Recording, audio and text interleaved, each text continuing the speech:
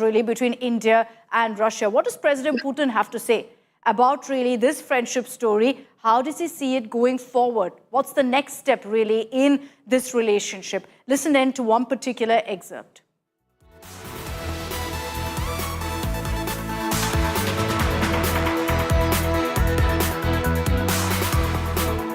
Dear viewers, hello and a very warm welcome. You're watching Aaj Tak India Today and I'm Anjana Om Kashyap and we're at Kremlin today and you're about to witness history, a very historic moment. It is said that when two old friends meet, they have their private jokes. They have a lot of banter, they have a lot of fun and they have a bonhomie or camaraderie. But the others in the room might feel a little uncomfortable. And why do I say this? I say this because as the President of the Russian Federation, Vladimir Putin, meets Prime Minister Narendra Modi in New Delhi, the world will be watching very, very closely. Vladimir Putin is undoubtedly one of the most influential politicians of the world whose decisions don't just affect Russia, but numerous nations across the world. He's a very compelling and enigmatic figure on the world stage. It just doesn't get more exciting than this. Well, that's right, Anjana. Hello and welcome. I'm Geeta Mohan. We have with us a man who is known to be one of the world's longest-serving leaders. He's seen it all through wars and economic recessions, from disintegration of countries to a changed world order, from Boris Yeltsin to Donald Trump, from Atal Bihari Vajpayee to Manmohan Singh to Narendra Modi.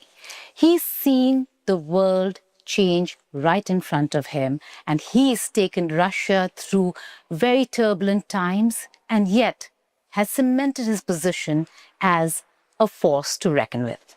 Thank you so much, President, for doing this with us. You're in conversation with India Today and Aaj Tak. That's the President of the Russian Federation for you. Thank you so much, sir, for joining us on our network. How are you doing? Надеюсь, что и вам у нас в России. Well, I do hope that you find it great in Russia, in Moscow. You like Moscow and the Kremlin, where we're working. Плану.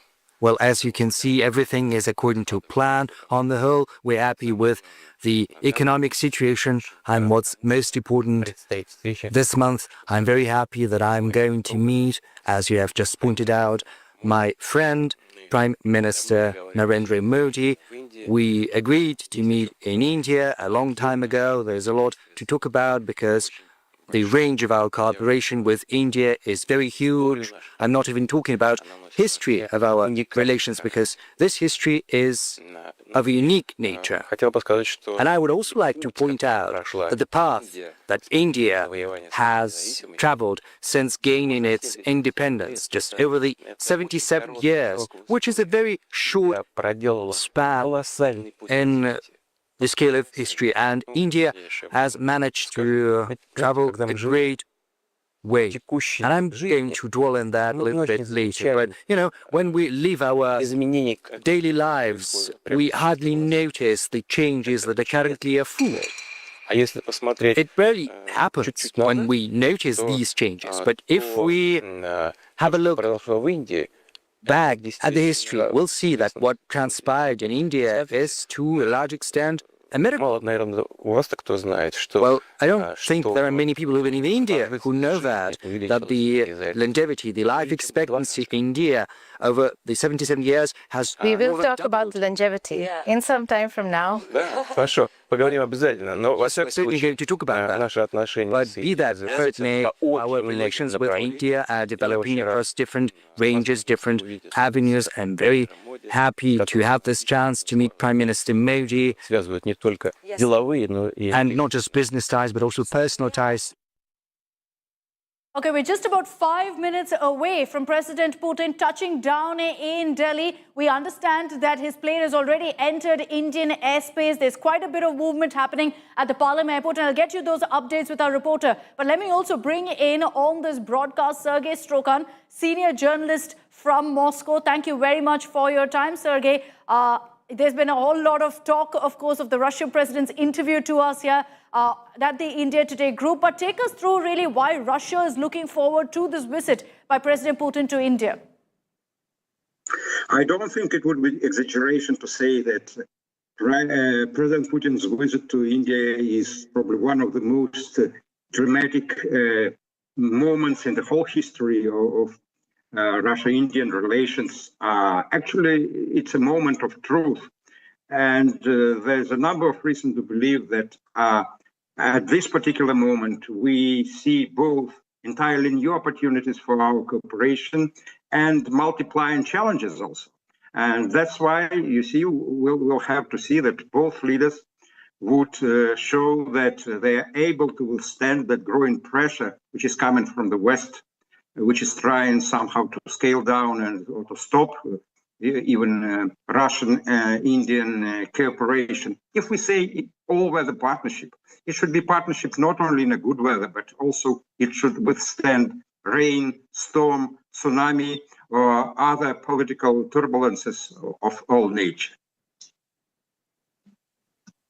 Well put. It has to survive all kinds of turbulence, and it truly has. Time-tested and otherwise. There's a reason we refer to them as all-weather friends, as Sergei put it, through storms, through hurricanes, through tsunamis, through it all. This friendship has truly stood tall. Before I bring in all of our panelists, we'll also take this across to our reporters on the ground, because there's quite a bit of movement right now taking place on the streets of the national capital. By the way, the heart of Delhi right now has been completely secured. Huge security deployment that's been put out in several parts of the national capital. Once President Putin touches down in Delhi, he will be traveling reportedly in the same car right up to the Prime Minister's residence. Amit Bharadwaj is joining us live from the Palam airport. Amit, take it away. Get us those updates.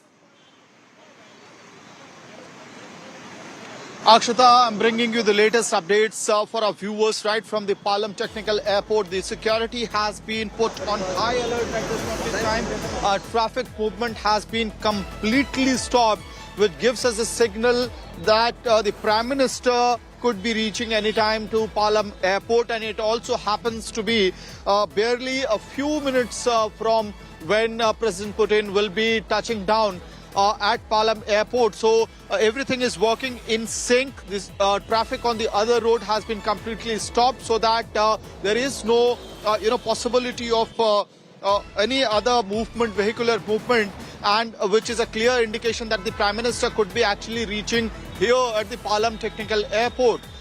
Inside the airport, there is a preparation for a grand welcome of President Putin, and in most likelihood, the Guard of Honor could be also happening inside Palam Technical Airport when Prime Minister Modi will be himself, in most likelihood, receiving President Putin. And what we can certainly tell our viewers, that security is on alert, giving an indication that the Prime Minister could reach here any time. The doors have been opened. The Palam Airport doors is open right now. This is the main gateway towards the Palam Airport, Technical Airport, and what we are expecting is that in the minute or two, there could be actually the vehicular movements, and the carcade pilot car, I believe, has crossed the Palam Airport area, and the carcades have started to enter. That's in the visual.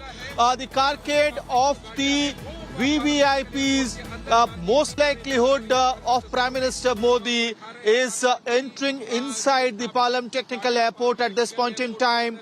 That could be the Prime Minister's carcade entering the Palam Airport, and that's in the visuals right now. President Putin to touch down in India, and minute before that, PM Modi has entered Palam Technical Airport. So the news that we broke on India Today, that PM Modi in most likelihood is going to receive President Putin at the Palam Airport. That news, this particular visual that's on your screen, is confirmation of that news break on India Today, and PM Modi has gone inside Palam Airport. So in few minutes from now, we will be seeing those visuals of bonhomie, of friendship, of a strong bond that India and Russia share, as well as that PM Modi and President Putin share. So these visuals is the confirmation that PM Modi himself is going to receive President Putin at Palam Airport right now. And in a few minutes from now, Akshata will get those visuals as well. Possibly a repeat Standing by. of what We're we saw standing by at for those SCO first Summit as pictures. well. Amit Bharadwaj reporting from the Palam Airport, getting us that first glimpse of the Prime Minister's convoy going into the Palam Airport. So like we told you here on India Today, Prime Minister Modi is chosen personally to be at the airport to welcome President Putin. After that, there's a possibility that in that very convoy that you saw Prime Minister Modi traveling in, President Putin will be accompanying him. That could be in the next 15 to 20 minutes. So we're going to stand by for those images as well. I'll bring in the rest of our reporters as we track the latest updates from the ground now. We've got Pranay Upadhyay from the Prime Minister's residence. We've got Shivani Sharma joining us from outside the ITC Moria in Delhi. That's where Putin will be staying. It's a very short visit in the sense he's going to be here for just over 24 hours, but a visit that's extremely crucial, loaded with messaging. Many would say to the West, but beyond that also loaded with important messaging for India and Russia as well. So let's bring in all of our reporters on this broadcast. I'll bring in Shivani Sharma for a quick update and Pranay Upadhyay as well. Pranay, to you first. Right after President Putin touches down and we see an exchange between Prime Minister Modi and President Putin, it's straight over to 7 Lok Kalyan Marg for a dinner meet. Absolutely, Prime Minister Narendra Modi will not only be receiving President Vladimir Putin, he's also hosting a private dinner for President Vladimir Putin. This is not for the first time he's hosting a private dinner. During his earlier visits also, Prime Minister Narendra Modi fondly received President Vladimir Putin and he hosted a private dinner for him. And we have seen that, you know, in Sochi, when President Vladimir Putin hosted Prime Minister Modi, there has been a tradition of informal conversation between President Putin and Prime Minister Modi, and here also both the leaders will be taking forward that. Then this is a time for both these leaders to take without any protocol, without any the formal or official barriers or agenda, they can discuss a freewheeling conversation, and that is the thing which was also highlighted by President Vladimir Putin during India Today's interview. There he said that whenever we meet, we discuss a lot. We discuss about many things, about the geopolitics, about the domestic politics, about our own issues as well. So this is how we bond, and this is the 11th visit of President Vladimir Putin during Prime Minister Narendra Modi's term, and therefore that how long there has been an association. If you see the history of engagement between Prime Minister Modi and President Vladimir Putin. Apologies for interrupting, but we're just going to cut into what's happening at the Palam Airport, where you can see all the preps are underway right now. There's going to be a formal guard of honor, which is usually the protocol to welcome a head of state, to welcome President Putin in this particular case. So we're also standing by for the first image of Prime Minister Modi, because he will be waiting there.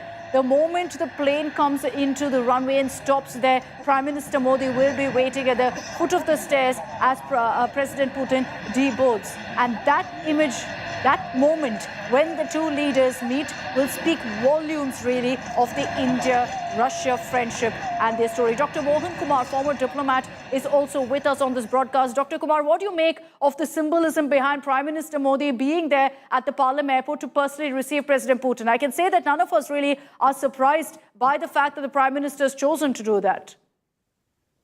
So thank you very much for having me. I think it shows two things. One, my own recollection of Prime Minister Modi when he was the first leader to come to Paris to receive Macron and to see Macron, is that Prime Minister Modi takes a lot of effort to invest in the personal relationship and rapport that he establishes with foreign leaders. Secondly, he does not often come to the airport to receive foreign leaders or foreign presidents. So it is definitely an indication of the tremendous importance that he attaches to the relationship. I'll also have to say that geopolitically, Washington, China, and Europe, the capitals must all be watching this visit almost minute by minute. Geopolitical analysis of this visit, I think, will reach an all-time high. People will look at the body language, people will look at the substantive outcomes, and in the scheme of those things, the Prime Minister going personally to visit or to receive President Putin at a time when Russia is under pressure from the West has its own geopolitical signaling.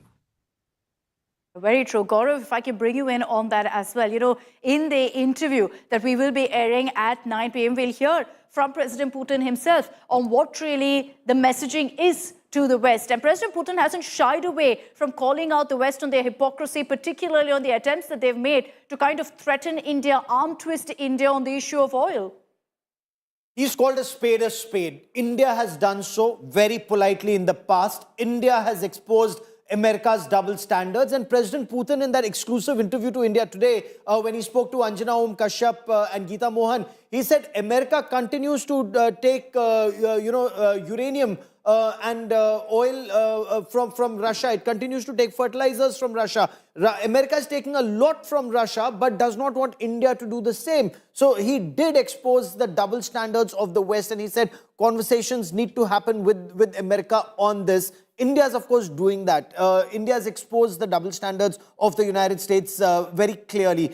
It's a fine balance. India wants this relationship with Russia. India also wants the relationship with the United States of America, with France, very important. And the images that you see, that's the Prime Minister's cavalcade that's now moving in to Palam Technical Area. The Tri-Services Guard of Honor all set. The Prime Minister's cavalcade getting there is very clearly an indication that anytime now the President Putin's aircraft will be touching down and the Prime Minister then receives him. So that's a very, very big signal that India is sending out, not just to people in India and Russia, but to the West too. Okay, let me bring in Dr. Datta as well, our foreign policy expert on this broadcast as we track the latest updates anytime now. We're standing by for the first picture of President Putin in Delhi. And a reminder again to all of our viewers that at 9 p.m. we have that big world exclusive coming up. We've been getting non-stop calls, messages asking us if President Putin has spoken on Trump, if President Putin has spoken on tariff, if President Putin has spoken on the Ukraine war.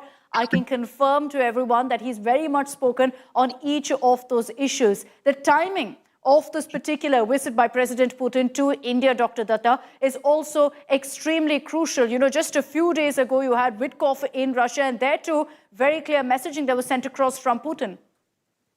Yes, absolutely. It is very significant, and it is not only significant, it is going to be a turning point in geopolitics and in strategic relationship at the international level. The car diplomacy of tonight would create in a lot of flutter and jitter in United States of America, as well as heartburns in Europe. Having said that, this visit is very significant, even though it is very short visit, but it is very, it is very tight with a lot of things happening. And my understanding is, like, first and foremost, the Relos agreement being ratified by the Duma, by the Russian parliament, that itself is a very significant thing, looking into the context of what is happening at Ukraine, as well as in Russia and in Middle East and other parts of the world. Together with that, opening up of the North Arctic Ocean, which has become a very hot cake these days in relation to trade diplomacy and economic diplomacy because of the melting of the Arctic ice and India's entry into that, and Russia giving a free hand to India to, cruise into the waters of Arctic Ocean. That is again a clear message to the West. And of course, there would be discussions on S-500 as well as on Su-17 and, advancement of the Sukhoi aircraft and many other things which would be coming in the kitty, together with a huge agreement in relation to technology and also in relation to enhancement of our economic ties and our trade ties and our bilateral relationship. So this would definitely raise in a lot of eyebrows in United States of America, in Europe, and of course China would also be jittery. Okay. Last year itself, just 30 seconds more, last year itself, United States of America had traded to almost around 24,000 million US dollars in terms of trade with Russia on uranium as well as on critical minerals and on other important components, So when US does that, and then United States of America threatening Bharat not to go for it, that itself is a hypocrisy of the highest order. And I think this visit is actually going to give in a clear clear-cut direction as well as a Okay. proper messaging to United States of America to stay away as to with whom India should trade and with whom India should maintain a As someone relationship. who's heard that full 100-minute interview, there is a conversation also where my colleagues Geeta and Anjana actually asked President Putin on what he really makes of what Trump is doing. And Sandeep, while Putin also doesn't shy away in that interview from calling out the threats of tariffs and the attempts to arm twist India, when asked particularly about Trump as a president, about Trump as a leader, there you see Putin take a very careful stance as well. Well, not surprising, Akshita, because Russia and the United States are in the middle of a very, very sensitive point in their relations where the United States is trying to get the war in Ukraine to come to an end. But the problem is that you have Europe, which does not want the fighting to end on Russian or American terms. So that's a major problem. And it's, of course, understandable why President Putin would talk about it very carefully, because it is an extremely sensitive moment right now for Russia. Everyone wants to see the war in Europe end. It's only a matter of, on whose terms they're ending and whether this fighting can actually stop. Otherwise, the war, it possibly enters its fifth year in 2026. So it's a very important interview, Akshita, and this is going to be watched. This interview is one of the most significant interviews, that's been obtained by any Indian television channel. And at a moment like this in international relations, it's literally every single capital of consequence will be tuning in to see what President Putin has to say about not only the war in Europe, but also his ties with India and the other countries as well. So it's huge signaling, geopolitical signaling, from the Kremlin, from the Russian Federation, and of course from President Putin himself. And we can't wait to hear what he has to say. And I really envy the fact that you were one of the first to listen to that whole interview, Akshita. But it is going to be the most anticipated interview given by any foreign leader, and one that's been scooped by India today, Akshita. I agree with you, Sandeep. I consider myself extremely lucky that I was able to catch that interview. All right. Images are on your screens right now. We apologize that it's completely dark, but what we're trying to show you is the moment of Prime Minister Modi there, getting out of his vehicle, getting set to welcome the Russian president. So any moment now you will watch out for images of Prime Minister Modi with Russian President Putin. Those are the first images on our screens. Hugely significant, Gaurav, that you have Prime Minister Modi there at the Palam airport, and very telling that he's chosen to be there personally to welcome President Putin. We were first hearing it's going to be Dr. S. Jaishankar. It looks like Prime Minister Modi said that, no, my good friend Putin, I will welcome him personally. So this is the Palam technical area. This is where military aircraft and VVIP aircraft land. There is a small ops room and a briefing room. When VVIPs come in, they brief or debrief just before they board that flight.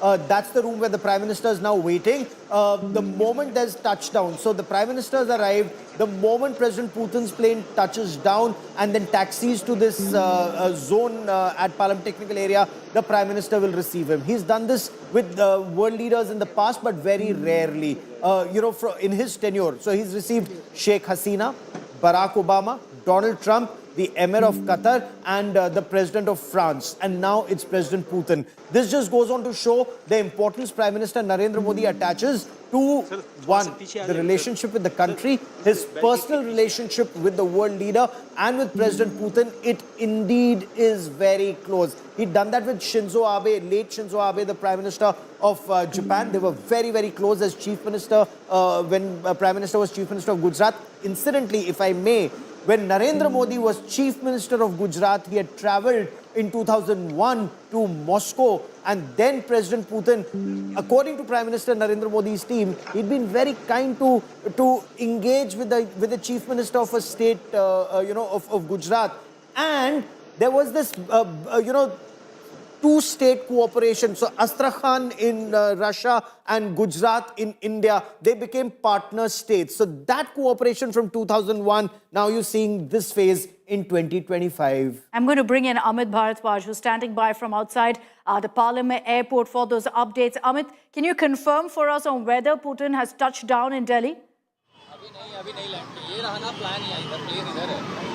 Akshata, in any moment from now, because the craft had already was inside the Delhi NCR airspace, and that means that landing could be anytime soon. There has to be a confirmation signal as well coming in, and those visuals will be out very soon, where we will see Prime Minister Modi receiving President Putin out here at Palam Airport, and that's going to be a very significant a moment for India and Russia, both in terms of the old ties that we share, as well as the strengthening of those ties as we build the gateway for the future from here.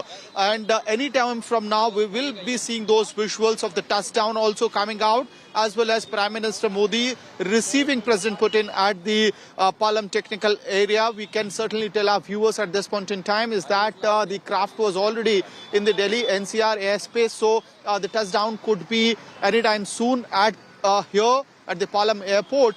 And after that, we'll get those visuals, first visuals on our screen of President Putin and PM Modi. Back to you. Okay, so I'm tracking right now. Since you raised the live tracker, Amit, I immediately opened it up on my phone. And I can confirm that right now, the plane hasn't touched down just yet, but very, very close to landing in the Parliament airport. This is the flight number is RSD 369. It's part of the special flight squadron, obviously, because you've got President Putin traveling in that particular aircraft, but it's getting closer. I think in the next 15 to 20 minutes, we will be seeing the plane touching down at the Parliament airport, which is why Prime Minister Modi is already ready, waiting to go ahead and receive President Putin at the Parliament airport. From there, it's straight for dinner to the Prime Minister's residence at 7 Lok Kalyan Marg. What I can also tell you at this point is the pictures that you will see of President Putin being received by Prime Minister Modi. I'll take this back to 2018, when you had President Putin actually going ahead and bidding farewell to Prime Minister Modi when he had visited Russia in 2018. So this is kind of, a gesture that we've seen before between the two leaders. And it again, like I've repeated several times, speaks volumes really of not just the friendship between the two countries, but the personal friendship between Prime Minister Modi and President Putin. A quick update from Pranay Upadhyay, who's outside the Prime Minister's residence right now. Pranay, what's exactly on the agenda tonight? This is a very short visit. So it's a packed one where President Putin will be, of course, spending dinner, we understand, today with Prime Minister Modi. There's going to also be a meeting with President Murmu tomorrow.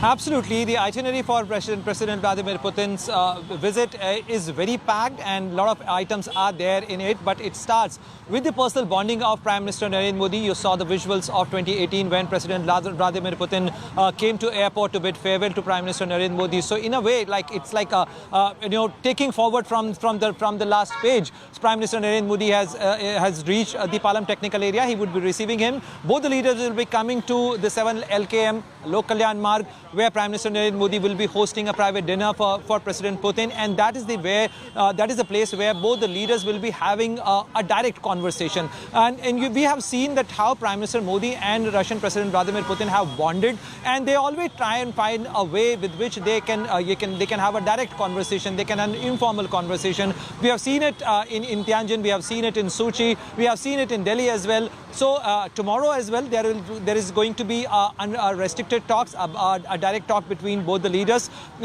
preceding the bilateral delegation level talks. But before that, here at LKM, both the leaders will be setting the agenda for the talks for the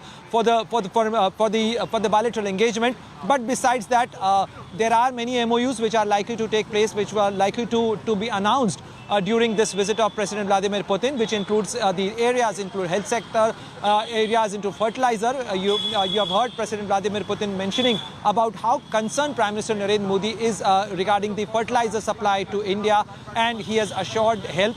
He mentioned this during our exclusive interview that he remained concerned about the fertilizer supply, and Russia stands by India as far as the fertilizer needs are concerned. So besides that, in the areas of defense, strategic affairs, nuclear sector, space, many areas are there which are part of he's India's touched special upon all of this in that interview as well. Yes, we're standing by. We're standing by for President Putin to touch down in Delhi. But again, a reminder to all of our viewers, 9 p.m. we will be playing out that full 100-minute interview with President Putin, where there are several of these aspects of cooperation cutting across different sectors also raised and spoken of in great detail by President Putin, because he kind of also outlines for, in fact, people of India and Russia of how he sees this friendship moving forward. General Dhillon, as we continue to keep our focus on these images, and we're standing by for President Putin to touch down, perhaps do a namaste to the people of India as he reaches Delhi. You, of course, have said that you will be watching out for that interview. What will you be most curious to hear about from President Putin, General Dhillon? As we said, and as some fellow panelists also said, the world is watching this visit. World is wanting to know what transpires. And this 100-minute interview, which India today has been able to manage with the President Putin, is a sort of a curtain raiser. It is going to say, or it is going to tell everyone what is in store tomorrow. So everyone's interest is to know firsthand and at the first instance as to what this visit is all about, what is in the mind of President Putin. That is very important because, like you only said, he's a very enigmatic leader. So this interview is going to lay out for everyone to understand how he is looking at this visit. And 100 minutes, mind you, it's a long, long interview. So I am very sure, at least I am very keen to listen to this interview at 9 o'clock. And like most of us have discussed, India-Russia relationship is not a spontaneous or, a transitory relationship. It is embedded in history.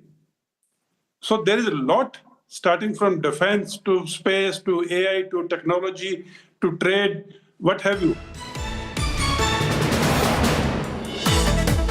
Okay, General Dhillon, we'll stay with, in fact, the latest updates that are coming in. The confirmation is here that President Putin has now touched down in Delhi. He's landed in the Parliament airport. I'll bring in Amit quickly for that update. Amit, the confirmation that President Putin has touched down in Delhi. So anytime now he'll be disembarking, deboarding his aircraft, to a personal welcome from Prime Minister Modi.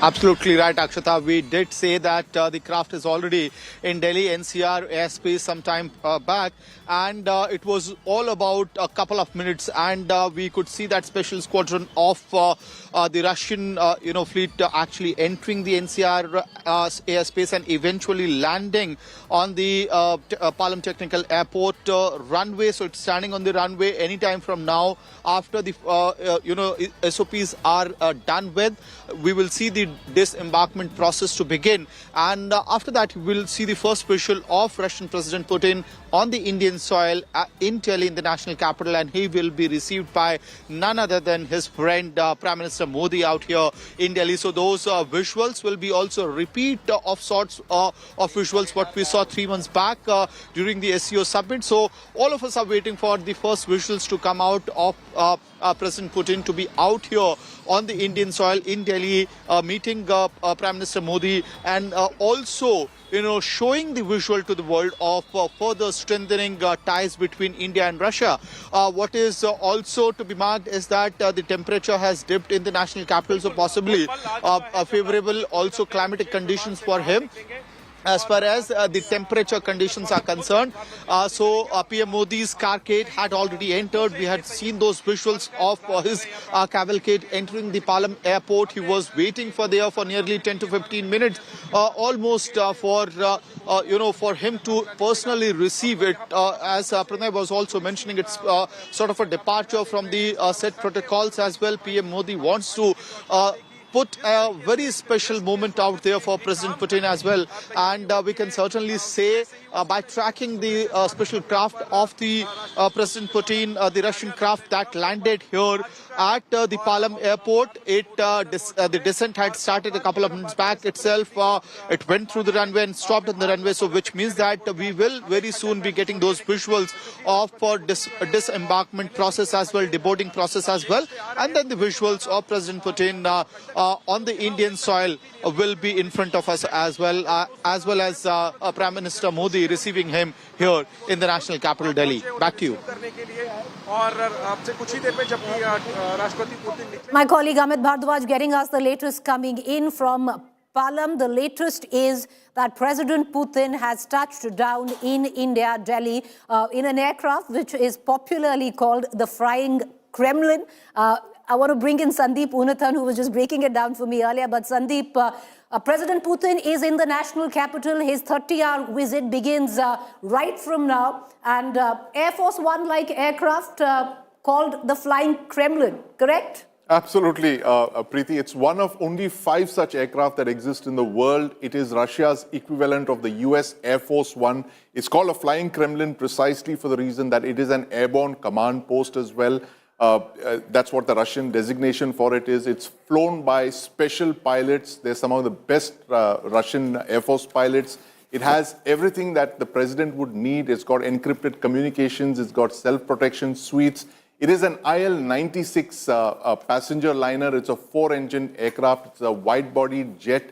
There are 2 symbols of state when President Putin travels abroad. One is the IL-96 wide-body jet, the Flying Kremlin, and the other is his personal limousine, the Aurus Senat, and both of these are entirely made in Russia. If you can say it's Atmanirbhar Russia, it's entirely made end-to-end, and these are basically the 2 symbols of Russian power, and this has been introduced in President Putin's term, and he's had been president for over 2 decades now. So it is a flying fortress, this aircraft. I mean, it's got everything that he would need. Like I mentioned, encrypted communications. He's in constant touch with the ground control. He has the ability to even conduct military operations from when he is airborne. So that is the kind of secure communications that this aircraft has. It is, like I said, it's one of just 5 such aircraft. And when they fly, Preeti, it's interesting that there are decoy aircraft as well, because I was just reading a report which said that Flight Radar just tweeted out saying that this is the most tracked aircraft flight in the world today. Everybody is literally tracking that on Flight Radar in near real time since the time it took off from Moscow and made that 6-hour flight across Eurasia towards New Delhi. And that aircraft, we don't know how many are there, but it's clearly, given the past history of how he travels, his travel is, it's closely guarded. He uses decoys. Sandeep, 2 aircraft as well.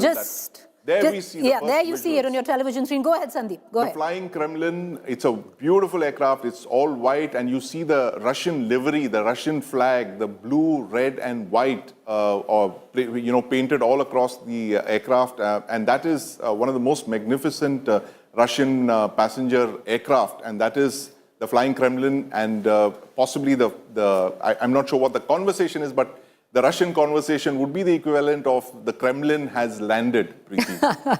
Well, the Kremlin has indeed landed, as Sandeep was pointing out, the aircraft called the Flying Kremlin. What we also are getting in are visuals of the Prime Minister who would be personally receiving President Putin. What we've been given to understand, what we're also looking at is a possible SCO moment once again. Will that happen is the big question. Will the Prime Minister of India and President Putin travel together, away after Prime Minister Modi receives President Putin at Palam Airport? But these visuals coming in, sadly, it is a strangely foggy evening, smoggy evening rather, where Delhi is concerned. President Putin is starting now his 30-hour visit. We're going to take you through his itinerary. Amit Bhardwaj, my colleague, is joining us from Palam Airport, where President Putin has landed, who all are traveling with him. We're going to try and give you details. It's a very, very important visit. Sandeep was also pointing out, where the most tracked plane is the flying Kremlin, possibly adding to what we were speaking of earlier, the aura of mystery or the palace intrigue that surrounds President Putin. But some amount of that palace intrigue will be neutralized today at about 9 p.m., exact sharp 9 p.m. India time, where we have that super global exclusive with President Putin, where India Today Group has landed that interview, a 90-minute interview, truly a global exclusive, agenda-setting exclusive there, will make headlines across the world, and everybody waiting for that interview at 9 p.m. These visuals coming in of the flying Kremlin landing in the national capital at the Palam Airport. Gaurav Sawant, my colleague, co-anchoring with me, joining us as well. Gaurav, in all probability, we might have that another SCO moment in the making, where the Prime Minister and the President of Russia are traveling together in the same car. Well, Tianjin was when they traveled together, and once again they're likely to travel together to 7 Lok Kalyan Marg for dinner. The Prime Minister doesn't frequently come to the airport to receive a guest. He's done that in the past for President Donald Trump, for President Barack Obama. He's done that for Prime Minister Shinzo Abe, late Shinzo Abe of Japan. He's done that for Sheikh Hasina. He's done that for the Crown Prince of Abu Dhabi twice. He's done that for Emmanuel Macron, and now he's doing it for President Putin. And this shows how close the bond between India and Russia as countries, and between Prime Minister Narendra Modi and President Putin as two individuals is. I was reporting not just from Tianjin, but also from Moscow. And the Prime Minister was supposed to spend a couple of hours at the presidential retreat. And that conversation lasted over 5 hours. And that just goes on to show how close the two were. Their conversations, in that at another official conversation, the Russian president said, I don't need an interpreter. It's from the heart. We understand each other. So that's the kind of bond Prime Minister Narendra Modi and President Putin share, which you shall watch in perhaps a moment from now as the flying Kremlin comes to a stop at the tarmac at the Palam technical area in Delhi. When he comes down, there'll be that warm hug, the Tri-Services Guard of Honor, and that is for a head of state. So there's a state visit, there's a Tri-Services Guard of Honor, Army, Navy and Air Force, and after that, the hug, and then, of course, they travel perhaps together to 7 Lok Kalyan Marg, Preeti. With all eyes on that, but from here on, of course, he's going to go to 7 Lok Kalyan Marg, where the Prime Minister is going to be hosting him for dinner. But kid you not, as Gaurav was also saying, there is an element here which is of the bonhomie, the friendship and the warmth that the Prime Minister of India and the President of Russia enjoy. But there is also the historical context to it all. Russia has been one country which has always stood besides India. There is a deep-rooted historical context, a relationship which has evolved over the years in terms of changing times where the geopolitics of that time is concerned, and both countries have evolved. A lot, of course, lies as well on what we can expect in that bilateral, which will be held tomorrow afternoon, and what comes out of that. All eyes peeled and on that as well. My colleague Shivani joining me, someone who tracks defense very closely. Defense is something where Russia and India have. She's joining us from the Moria Hotel. That is where President Putin would be staying in his visit in India. But Shivani, a lot has been spoken of, a lot is being anticipated where defense deals is concerned between India and Russia, amongst trade. All eyes on that as well, because there is a certain amount of pulls and tugs of it where we're talking about international pressure. There will be consequences of the deals that we make for Russia, internationally speaking. Trade, is going to be a big point of concern, especially because we'll be hosting, the American delegation when it comes down to tariffs. We're facing one of the worst tariffs to about 50%. That could come down to 15%. But even now, America watching very closely on what really transpires in this 30-hour visit and that joint statement that will be issued after the bilateral. For the benefit of our viewers, Shivani, you have President Putin, who has landed any minute now. We'll see him come out and be received by the Prime Minister of India. So all eyes there. But take us through the itinerary of President Putin over the next 30 hours, Shivani.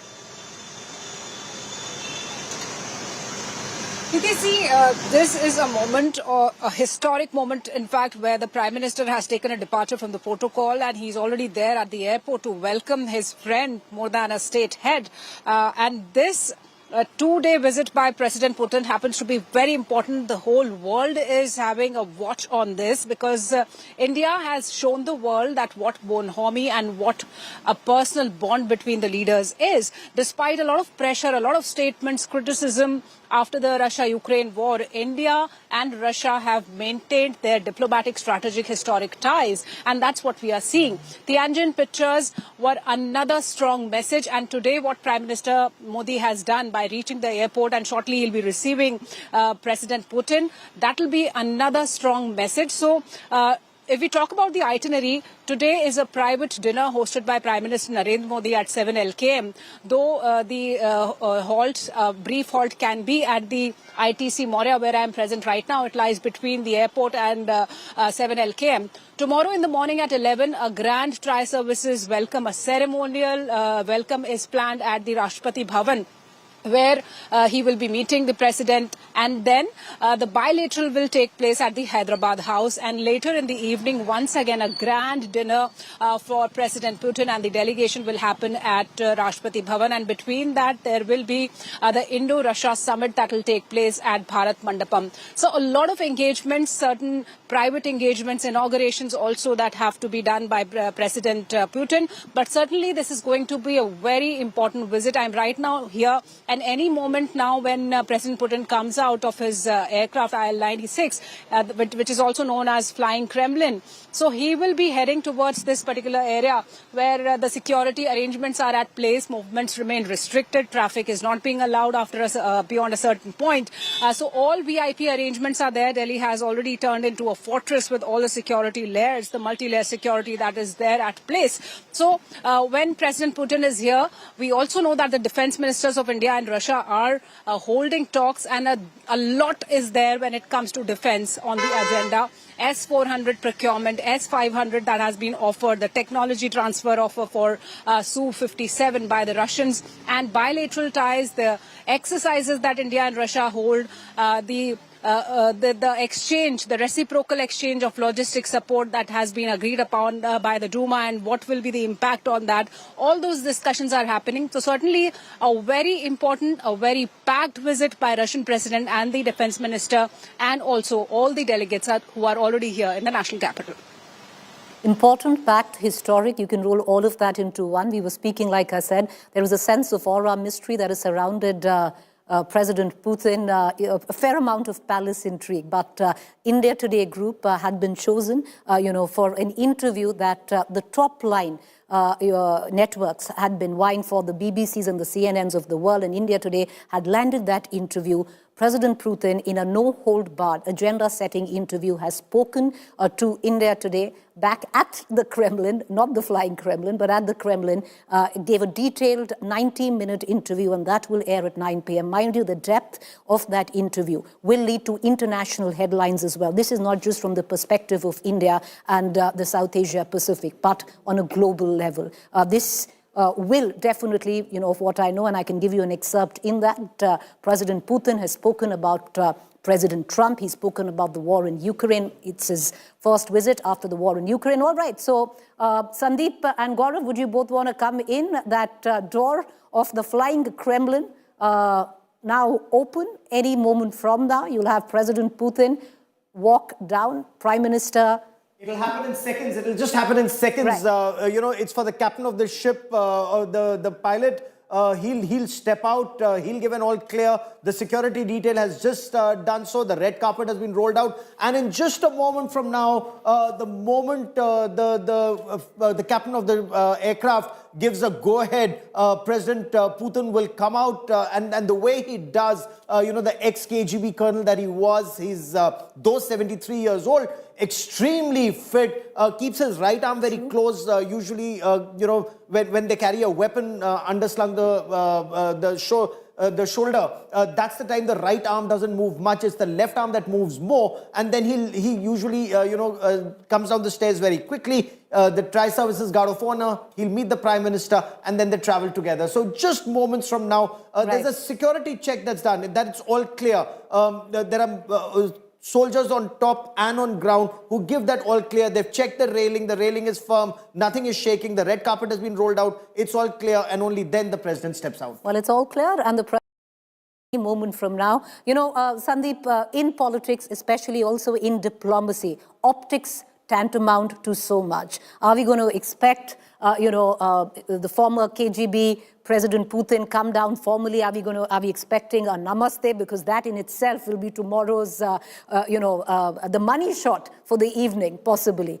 So a lot lies in optics. That sheer fact that in all probability there will be a moment number 2, like the one at which Gaurav was pointing out at the SCO Summit, where you will have the Prime Minister and the President both travel together onwards to Lok Kalyan Marg. Well, absolutely, Preeti. And, it's just moments from now that we're going to see that moment that we've been waiting literally all day, if not all month. And it is going to be very warm.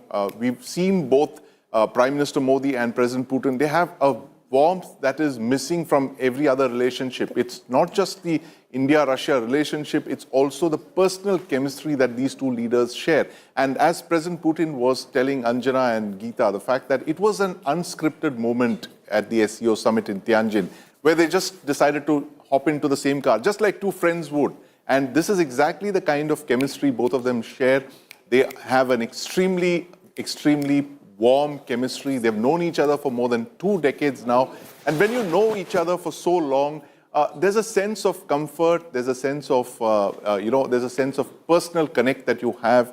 And it is so important for, relationships as critical as this, the India-Russia relationship that was historically, that you saw with the former Soviet Union, and that has miraculously continued into the 21st century with the Russian Federation. So just moments from now, you're going to see possibly one of the biggest photo events of 2025 unfold before our eyes, Preeti. Which frankly will make headlines across the world. True. Because the world wants to know what Prime Minister Narendra Modi and President Putin will talk, and whether it will lead to peace, whether it will lead to a ceasefire in Ukraine. Remember, initially, there was a lot of pressure on India to criticize Russia. Now the pressure on India is to talk to Russia to ensure that there is a ceasefire. And that kind of indicates, Preeti, that even the West has realized that these are independent thinking countries. They keep their national interests supreme. The West cannot talk down to them. And there is some kind of a realignment of that opinion. By the way, President Putin has a huge business delegation that's traveling with him. The health minister of Russia has just met the health minister of India. The defense minister of Russia has just met the defense minister of India. So at various levels, this cooperation is on. The effort is to ensure that business to business cooperation, more access for Indian pharmaceuticals to Russian markets, more access to Indian agriculture to Russian markets. All of this is also on the agenda in these talks. And that's going to happen because tomorrow after, the bilateral, the joint statement, you also have a meeting where the business heads of both countries would also be meeting at the Bharat Mandapam. So that's all on the card and the itinerary. But the enormity of this visit cannot, be mistaken because viewers, this, of course, the interview at 9 p.m. Also is an agenda-setting interview that will lead to international headlines. But this visit comes in, the first visit to India after the Ukraine war. It is a tightrope walk where India is concerned, where diplomacy is concerned on multiple facets. Both Russia need to be happy. There will be consequences on the optics and the messaging of it that goes, especially where the United States is concerned. We have a delegation coming in the next 1 month where trade will be on the talking table. Right now, India is facing sanctions up to 50%. Will that be brought down to 15%? Will that depend on what really happens in the bilateral tomorrow? We also have with us our consulting editor, Rajdeep Sardesai. Rajdeep, while we wait for President Putin to walk down and be greeted by the Prime Minister of India, your 2 cents on the importance and the enormity of this visit. Of course, we're going to play our world exclusive at 9 p.m. this evening. So for those of you who don't watch Rajdeep, can watch President Putin at 9 p.m.? Well, I think the global context in which he's coming to India makes this different to yet another Indo-Russia summit. The fact that this comes against the backdrop of all that's happened in Ukraine, the fact that it comes against the backdrop of what America under Trump has done to India, to impose 25% additional penalties on India because of our oil purchases with Russia, because it comes against the backdrop of India trying to rediscover some kind of relationship with China in this new polycentric world order. It comes against the backdrop of what we saw happening earlier this year in Operation Sindoor. It also comes to my mind also at a time when, let's be honest, President Putin is a pariah for the Western world. So in all these contexts, the fact that India is here carrying on a relationship with an all-weather friend is important because it's taking place in a world that's churning all the time. So for President Putin and Prime Minister Modi, this visit becomes is significant. We've seen what's happened at BRICS, SCO, the attempt to forge new regional alliances in a way to almost fill up the vacuum that exists because we never know with Donald Trump what America really wants. So an erratic America makes Russia some kind of a shield for India. An expansionist China makes Russia a country that we would like to have firmly on our side. Right. The fact that you've got a Pakistan Rajdeep, run by... May I just, you can come in and reflect. You have President Putin, he's 73, very, very fit, practically running down the stairs there. He will be greeted by the Prime Minister there, who is waiting for him. What kind of greeting will that be? Will it be a namaste? Will it be a firm handshake? Will there be a hug? Optics are everything, where diplomacy comes into question. A gentle smile, and it is a handshake and a warm hug. So that is possibly, Gaurav, the money shot for the morning tomorrow newspapers, that hug enjoyed by the Prime Minister and President Putin. A firm handshake and a quick hug, and then, of course, that photo opportunity.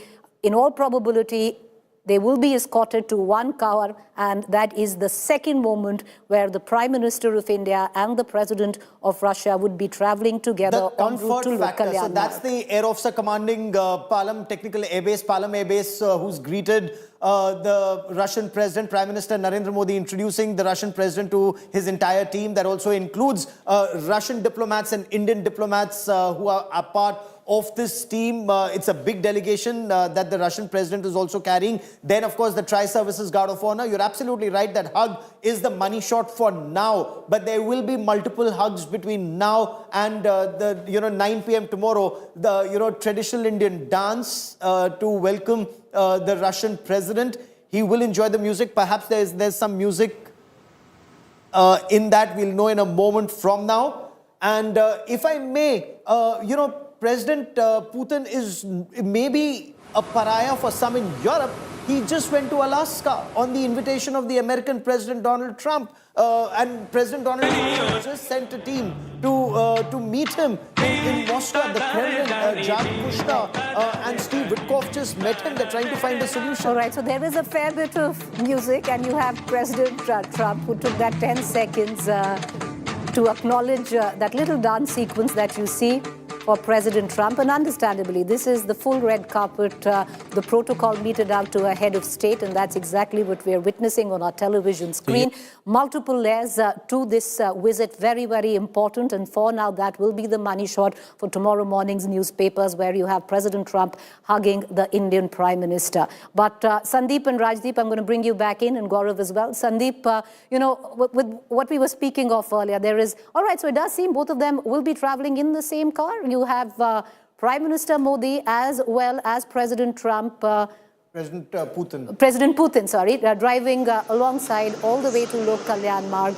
So this is what we were expecting, and that's what's happened. And that question was raised in that super exclusive global interview that we've had with President Putin at the Kremlin in Moscow about the SCO moment where they were traveling together, and he went ahead and said that it wasn't scripted, but he wanted it to happen. He's the one who engineered it at that point of time. So that's a bit of a tidbit from that interview. And this is the Prime Minister's car. This is the Indian car that they're traveling in. And, you know, look at the officials who are all taking selfies, and his team. Everyone wants a selfie of that moment. The Russian flag and the Indian flag on the Prime Minister's official Jeep. They're traveling in that SUV together to 7 Lok Kalyan Marg, where there's a private dinner in honor of the Russian president. And then they take this relationship forward. So these are signals not just to people in both their respective countries, Preeti, but also to the world. Ye dosti hum nahi todenge. That's that big message that goes out.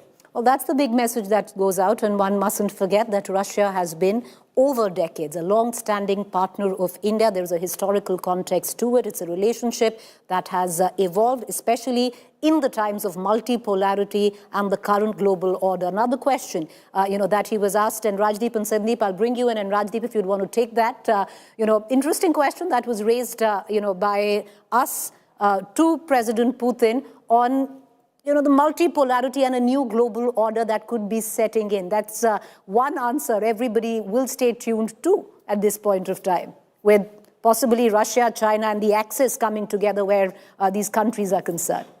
Look at, I was speaking to a European diplomat. Look at it from the European point of view. They've said, we see the pictures of Prime Minister Modi, President Putin, and the Chinese President Xi together, and we have our own views on it. But from our perspective and from our strategic objectives, that becomes important. We need to be seen in the present atmosphere as a country that has been able to navigate a very delicate balancing act between the United States, with whom there are trade negotiations going on, even as this visit is going on. The trade negotiators, I'm told, are coming to India next Thursday. So you've got trade negotiators coming next Thursday, and you've got Mr. Putin, who's also got his own agenda that also goes to trade and defense. So for India, the challenge is to balance the two without falling off the rope. Rajdeep, coming right back to you. I just want to cut across to Amit Bhardwaj. He has some visuals coming in right now. Over to you, Amit. Well, the visuals that we were waiting for, these visuals are coming straight from the Palam Technical Airport, and the first vehicle that's going to be out from here will be part of the Prime Minister Modi's carcade, and from here on, PM Modi is taking his friend President Putin to 7 LKM in most likelihood, where the dinner will be also hosted. The gates of the Palam Airport is open, and the first car, the pilot car, is out. And after that, the security carcades would be coming out. So those visuals are on your screen. This is Prime Minister Modi's carcade. And in the white car, which you will see in any moment from now, is Prime Minister Modi and President Putin in that particular car. So as we were talking about the repeat of the SCO visuals, possibility of repeat of the SCO visuals, that's happening right now on your screens. And Prime Minister Modi's car is leaving right now the Palam Airport. These are visuals on your screen where PM Modi, along with President Putin, is leaving from the Palam Airport. And that's the car of Prime Minister. The Prime Minister's white car is out. PM Modi and President Putin are out of the Palam Airport. So the visuals that we were waiting for, the repeat of the SCO Summit, those visuals came from the Palam Airport tarmac, where, I beg your pardon, PM Modi hugged President Putin, and after that, both of them boarded the same car, PM Modi's car, the white car that we were showing to our viewers at this point in time from Palam Airport. That was Prime Minister Modi's car. So you had the pilot cars and the security carcade. And after that, PM Modi, along with President Putin, in the same car. So a repeat of the SCO moment here in India. And these visuals are certainly going to be recorded in the history as the symbol of strong bond and bonhomie that India and Russia share, and how we are going to strengthen it from here on. The trade between India and Russia has increased many folds in the past 4 to 5 years. There's a focus on the defense sector that Russia would also want, India to increase the deal upon, and India also looking at better negotiations and the carcade of the Indian officials. The MEA was here, S. Jaishankar, other officials from the Russian embassy, the Russian defense attaché, all of them are leaving the Palam airport, and they would be, heading towards ITC Moria as the place where President Putin is leaving, will be staying here. And PM Modi is all set to host a very private dinner for President Putin at 7 LKM. So the visuals from the Palam airport, whatever we expected and told our viewers, were actually at play at Palam airport. You are correct, Amit. You are correct. Aircraft, Russian all right, let's cut across yes. to Pranay for a brief while. My colleague who's joining us from Lok Kalyan Marg. Pranay, it does seem that the motorcade of the Prime Minister, and it's a repeat deja vu moment like the SCO Summit, where you have the Prime Minister ride alongside President Putin to Lok Kalyan Marg. Can you give us what the next 30 hours for President Putin will look like, and what will be on the table for discussion? Of course, we're talking about trade, we're talking about defense, we're talking about, labor pact. So a lot there, but give us a sense of what to expect.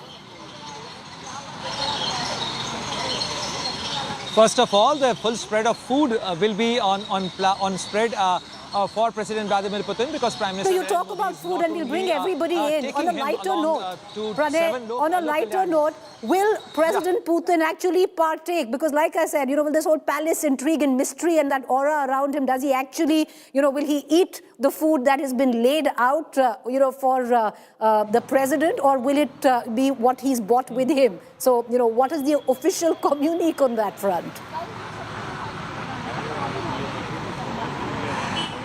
Certainly, because we really don't know, Preeti, what will be what will be his dinner, how he will be taking his dinner here at 7 LKM. But see the venue, see the setting. If Prime Minister Narendra Modi has gone there at Palam technical area to receive him, if he's traveling along with President Vladimir Putin, if they are in the same motorcade, and if they are coming to the same place, they will be having dinner together. So definitely, this is the kind of message of a mutual bond. This is a mutual respect, and this is about the mutual confidence on each other. And that is why President Vladimir Putin, who's known and whose security establishment is known for, checking everything, and they do not take any risk because the threat to his life is way high.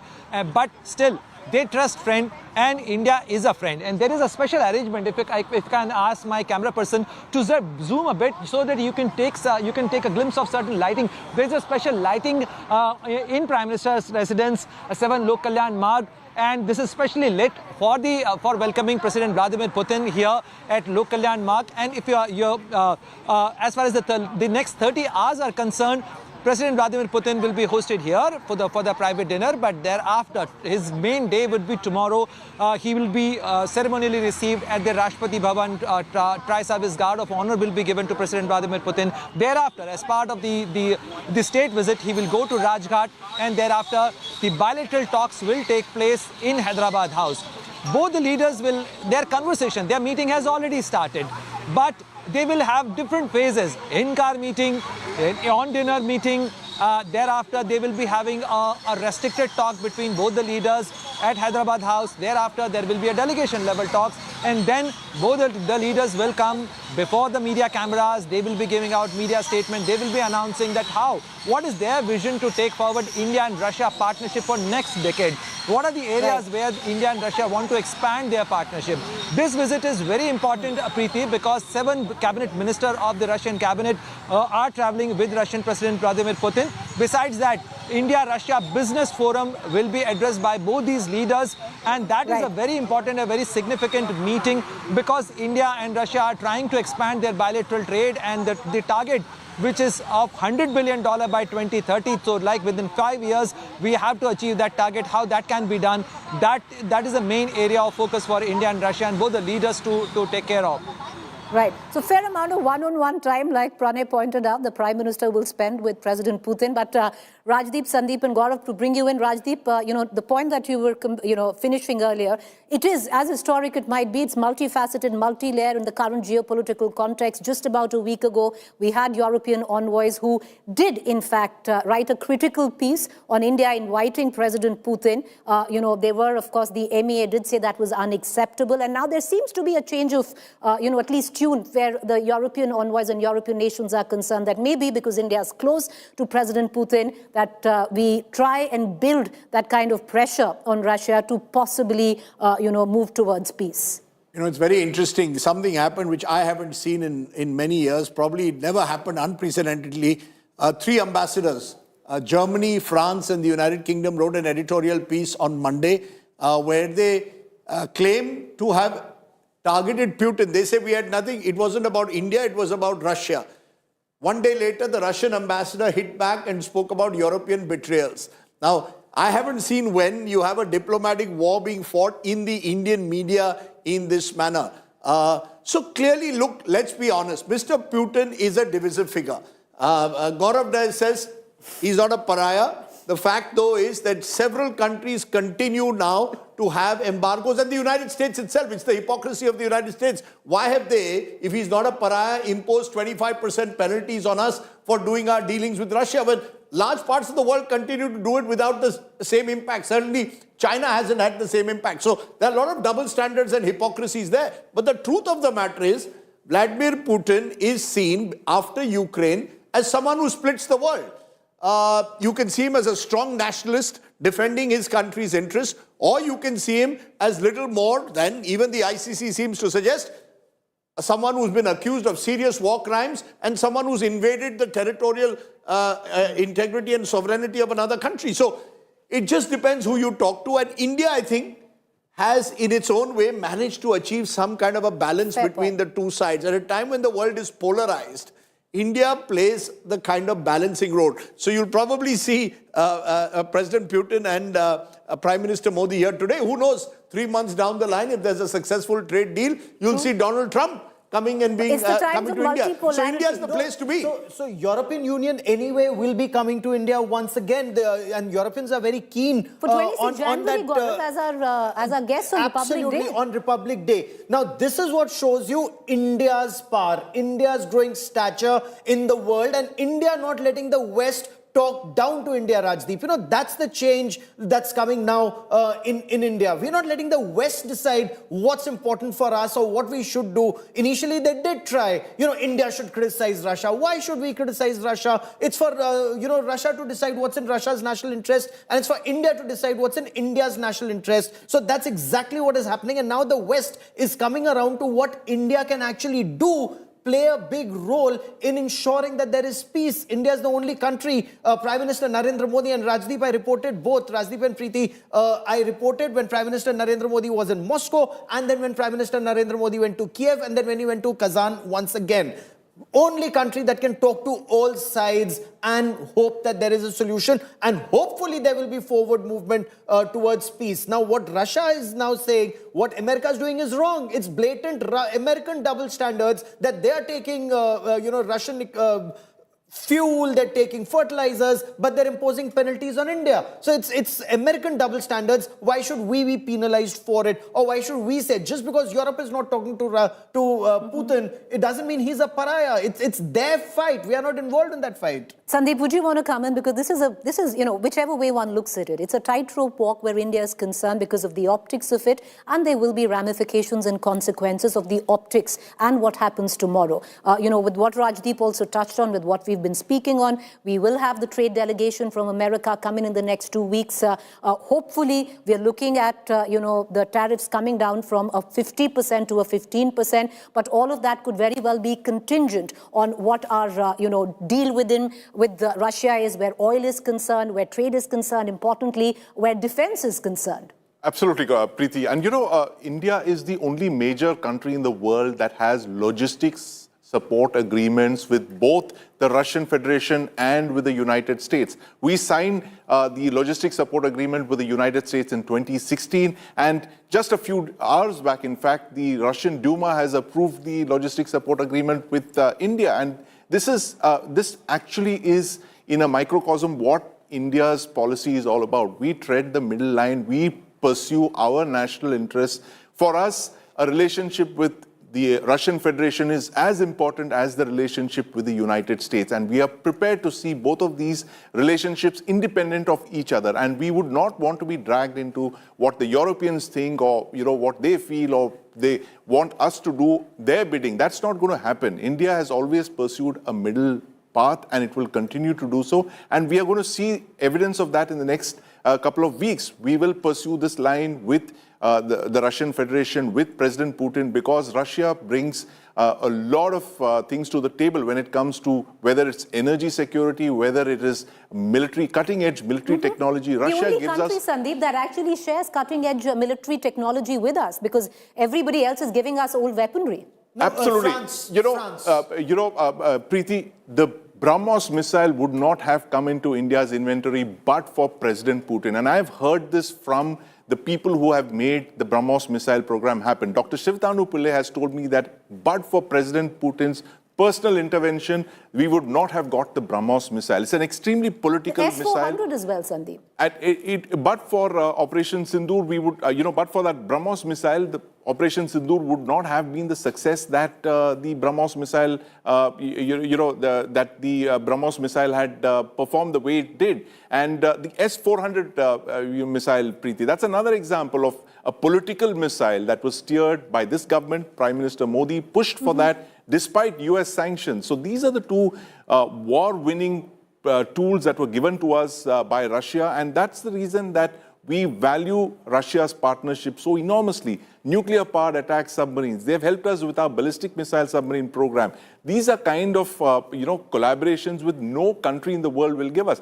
The Americans will not even let us come anywhere near any of their nuclear submarines. What to talk of leasing one or even getting technology to build one. So that's why the Russian-Indian relationship, this partnership, this extraordinary strategic partnership is so important. It's so valuable for us, because it protects certain core interests that both countries have laid way back in the time of the former Soviet Union. And that continues in the time of the Russian Federation. You're right there. And it's a relationship, Sandeep, that has weathered many decades. And the reason why it's weathered and evolved is it's constantly changed. And especially in the current context of multipolarity and the geopolitics of it all. It is, a trapeze act. It's a tightrope walk. It's not easy in terms of diplomacy. And let's hope we find and we continue, which we are on a path of finding, treading the same path. All right, I believe, we're getting an information that the motorcade is now pulling into Lok Kalyan Marg. My colleague Pranay is joining us from there. Pranay,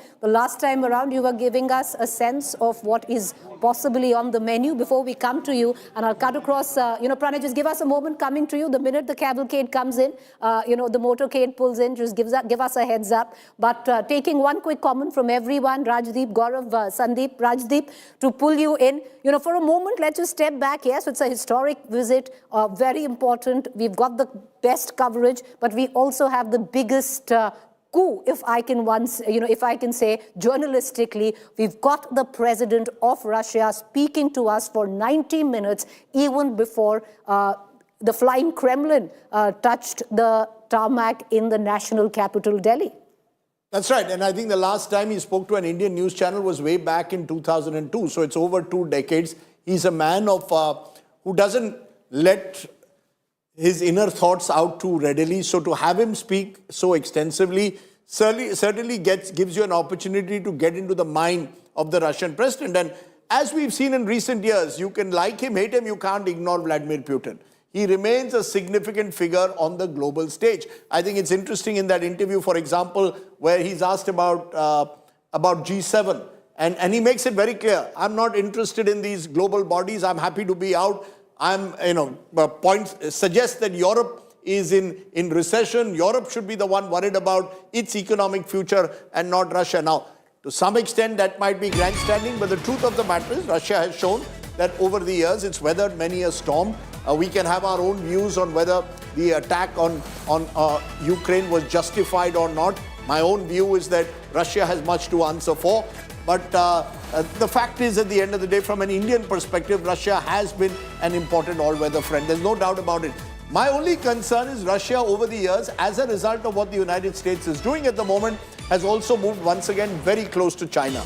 We've seen an axis emerge between Russia and China in recent times, and that should concern us. I mean, it's all very well for us to have the bonhomie between India and Russia. We also expect the Russians to ensure that the Chinese recognize that they cannot take India for granted in any manner. Right before. You know, it's happened we just had a recent incident, more of a diplomatic incident involving an Arunachali citizen of India, and the way the Chinese treated her. We've seen what happened in Galwan. We have to be careful of the Chinese. And I think the Russians must be told that in unequivocal terms. I think the Russians recognize that. And I think they recognize India's concerns over China. They will also recognize India's concerns, I hope, over Pakistan. I mean, we had Shahbaz Sharif go to Moscow a few months ago, literally, seeking Russian armaments. I think, Russia... Rajdeep, I just want to dip into the news break that we're just getting in right now. Prime Minister, it seems that Kremlin was a little surprised, pleasantly so, by the warmth of Prime Minister Modi, that he came in to receive President Putin. That is what is being reported right now, because you had the Prime Minister personally go receive President Putin, receive him with a warm hug, and it seems... And we are also surprised over the MH number plate. I mean, I don't know why should a Maharashtra car be the main car for the two leaders to move in Delhi? So obviously some car is coming from Mumbai, or certainly with a Maharashtra number plate, which they are using to travel together. Really what is seen in the Prime Minister's cavalcade usually, I don't know, this looks like a Fortuner, Toyota Fortuner, or a car which is a Toyota make. But Gaurav, take a moment to reflect on our world global exclusive. This is an interview where a CNN or BBC would give an arm for. And you had President Putin choose, India Today to give that interview, because once this interview airs today at 9 p.m., this is not just in context of Southeast Asia. This is a global interview which will make international headlines. It already is making headlines, and you're absolutely right. But it's also because India Today has credibility. India Today puts facts first, and India Today does not peddle the agenda that some of the organizations that you mentioned may do for their respective governments and organizations. Here, every question was put to President Putin.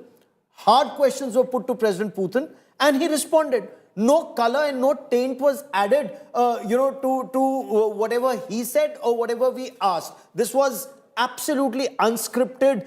Questions just kept flowing from one to the other to the third. It was scheduled for 60 minutes. It lasted well over 90 minutes. And that went on to show that both sides were very comfortable talking to each other because there was no agenda per se. Point one, preconceived agenda. Point two, when it comes to China, we must keep in mind India is no babe in the woods that we will let China, walk all over us. We've seen that in 2017 in Dolam. We've seen that in Galwan in 2020. And we've seen that subsequently. We also saw what happened at Tianjin, SCO. There's furious backpedaling even by China. Not on core issues, but at least on the face of it, because China also realizes India's standing up for Indian interests first. Prime Minister Narendra Modi did not go running to America the way several leaders across the world did the moment tariffs were imposed. India had our red lines. Those red lines were made very clear, and respect for India has gone up across the world given the manner in which we've dealt with America so far, that we've not abandoned our all-weather friend Russia. Okay. That relationship is also growing, and we continue to engage with Europe, and our defense ties remain strong even with France. With America, well, the ball is in their court. Can they be trusted with military hardware and strategic weapons? How you see the pieces on the chessboard moving diplomatically does seem to suggest it's the time of multipolarity. But I'm going to circle back, to our global exclusive that's going to air at 9 p.m. this evening. If you're seeing those visuals on your television screen of Prime Minister and President Putin riding side by side in that motorcade to Lok Kalyan Marg, they've had that moment before, way back at the SCO Summit. And guess what? We at the India Today group did pose that question to President Putin. Was it pre-planned? Whose idea was it? Listen in.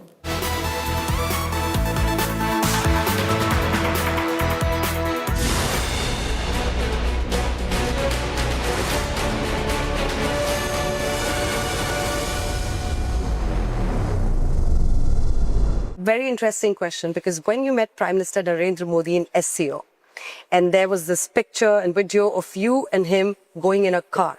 And we're showing it to our viewers right now. You were traveling in a car with him. Was it pre-planned? Or how did it go about? How did it happen? And what did you discuss in the car? Вы знаете, обсуждали текущие вопросы. We were talking about just the current agenda. It was not pre-planned. We just went outside into the street and my car was there and I suggested that we should get together just, as a sign of friendship, of comradeship. There's nothing, no complicated orchestration, just as friends. We got together in one car and we spoke. Along the road, there was always something to talk about. And, we had a conversation. We even sat in the car for quite some time. And then I said, yes, we should go because they're waiting for us. But there's nothing special about that. It just testifies to the fact that there's a lot we have to talk about. And these topics are of importance to us. Right. President Sir, the fact that you're going to go to India, you just said that both leaders are going to cement the guarantees that you give each other. What are the kind of announcements that we can expect? We've heard about technology transfer. We've heard about trade enhancement. What are the solid announcements during this visit? And I ask you this is because the world, and you know who I mean, would be watching.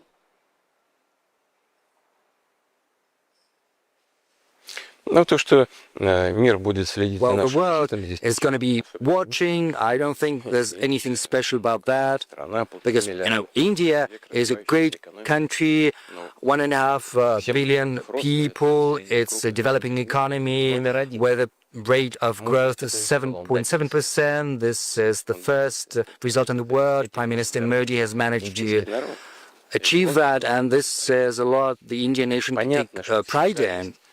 There's a lot to be proud of. Of course, there are always detractors, critics who believe that this can be done better, but that said, the result is evident. We've got a whole plan for cooperation which covers the most important spheres and fields. The most important ones are certainly oriented towards the future, and one of them is high technology.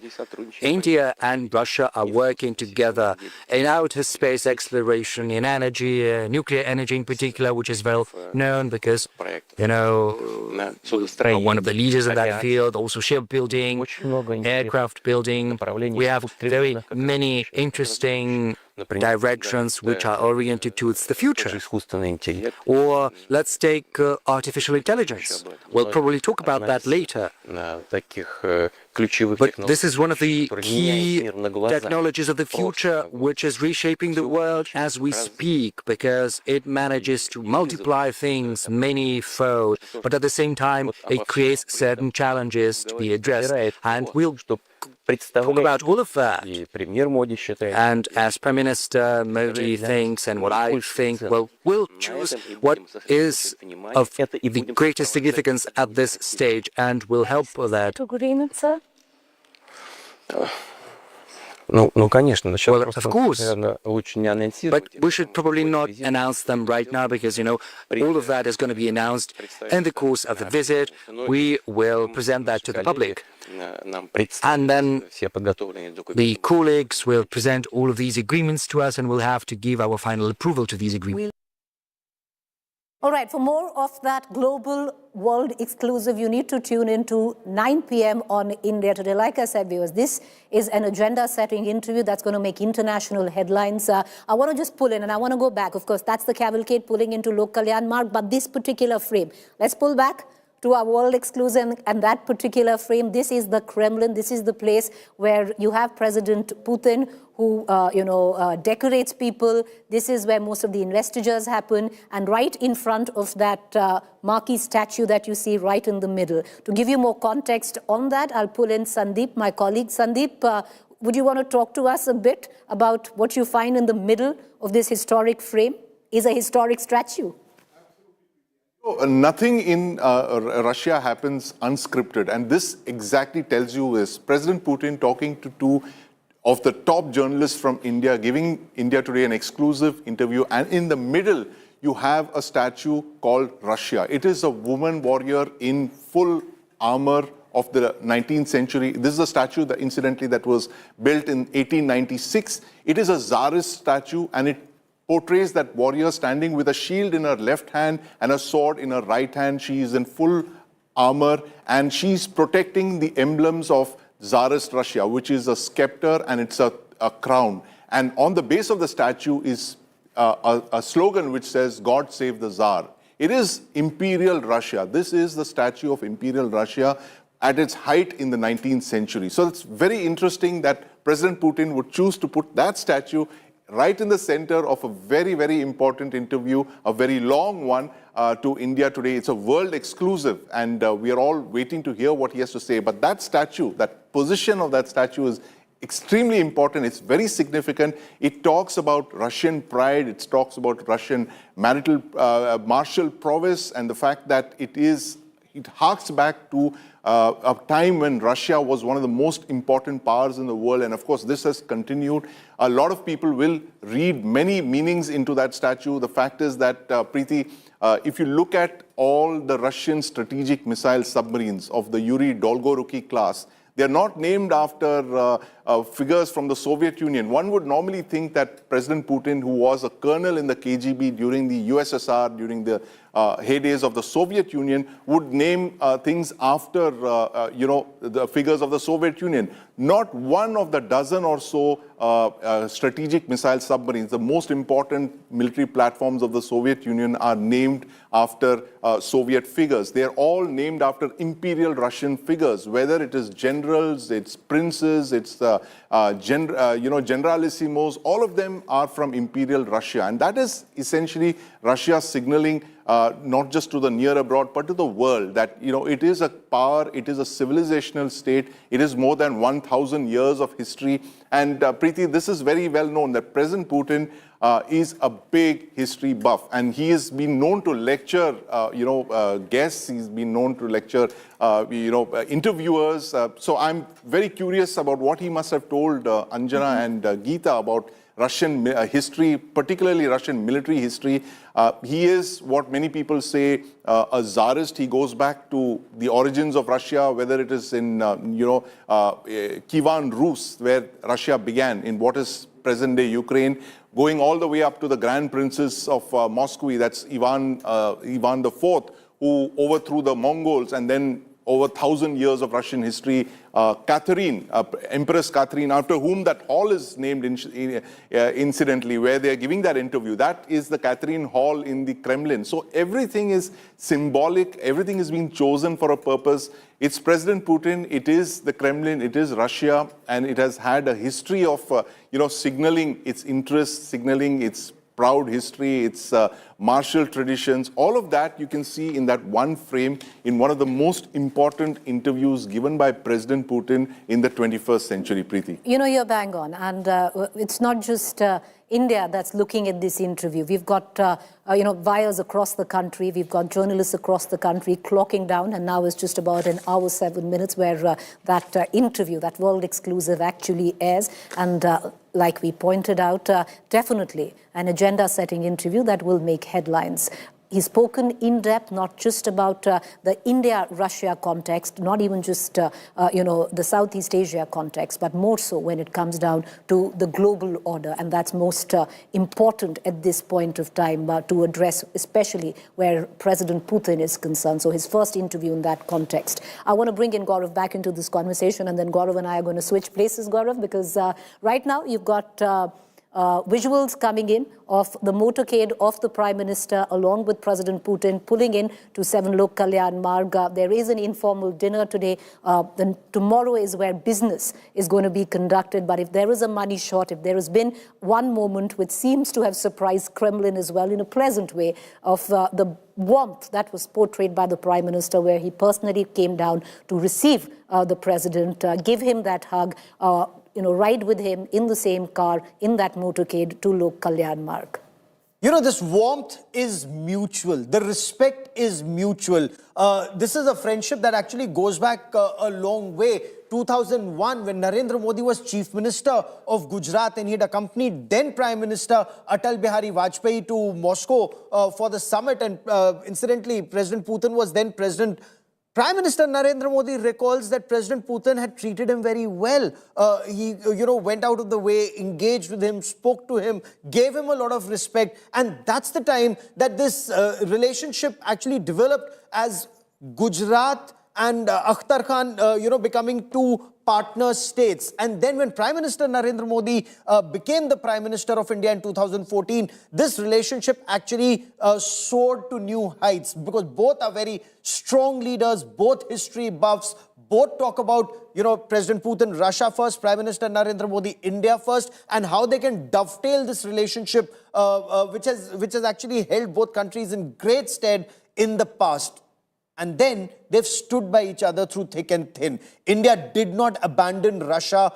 Remember when the S-400s were being taken, that time America threatened to impose sanctions on India under CAATSA. India still went ahead. 39,000 crore rupee deal for the S-400, $5.5 billion. India still went ahead, risked the CAATSA sanctions, ultimately got a waiver. And you've seen in Op Sindoor, they've held us in good stead. Even now, America wants to put a lot of pressure on India, including 25% additional tariffs. India's still going ahead and engaging with Russia. And we'll just watch for those conversations. President Putin just said that I'm going to meet my good friend Narendra Modi. That meeting with good friend Narendra Modi is happening right now. Let's see what comes out of this, Preeti. Well, let's see what comes out of that. But yes, this is a new chapter in a relationship that has endured decades, because Russia and India have had a friendship that has constantly evolved over decades. But one thing has been a constant in that evolution. They have had each other's back. I want to cut across to what President Putin spoke in the context of the Russia-India friendship when we spoke with him at the Kremlin in Moscow. Listen in.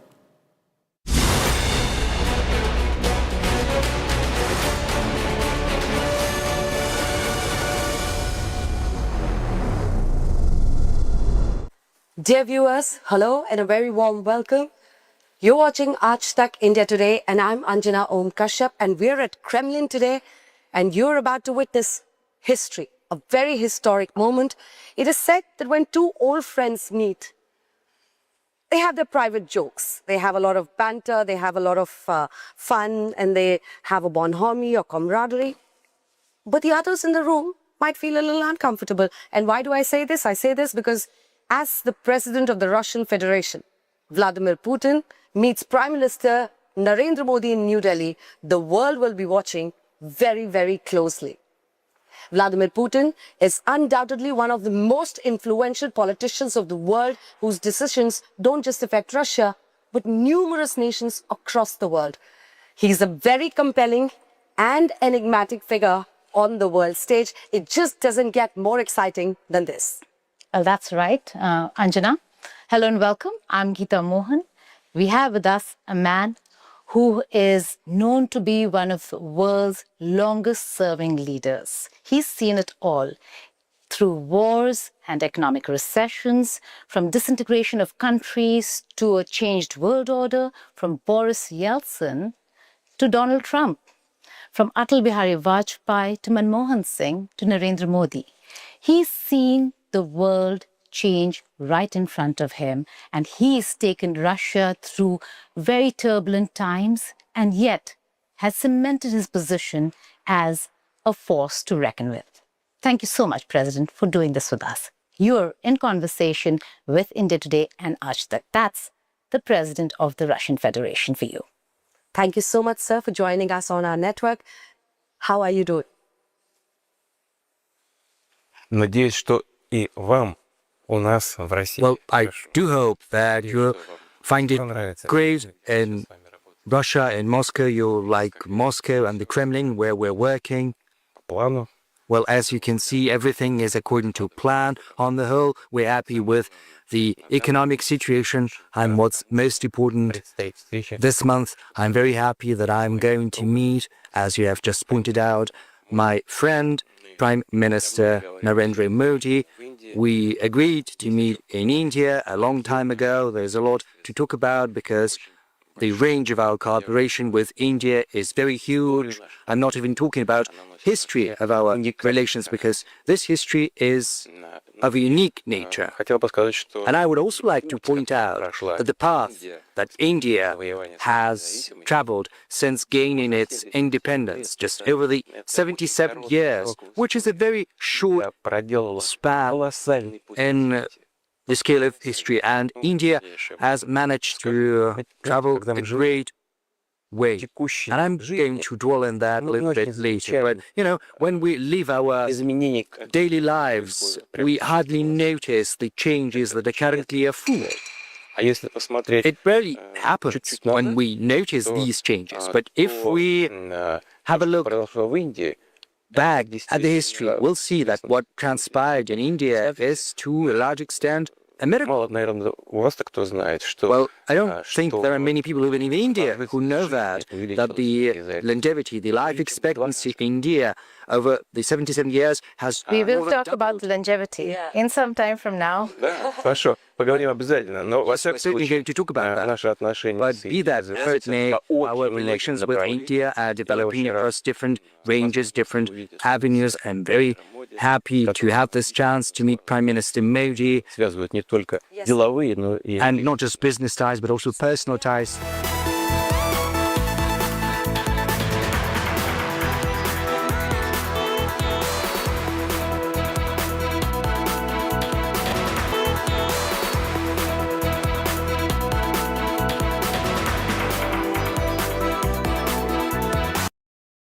Under 1 hour to go for that world exclusive interview of the Russian President Vladimir Putin by India Today's Geeta Mohan and Anjana Om Kashyap. And he's taken all questions. You would want to know what next when it comes to the Russia-Ukraine war.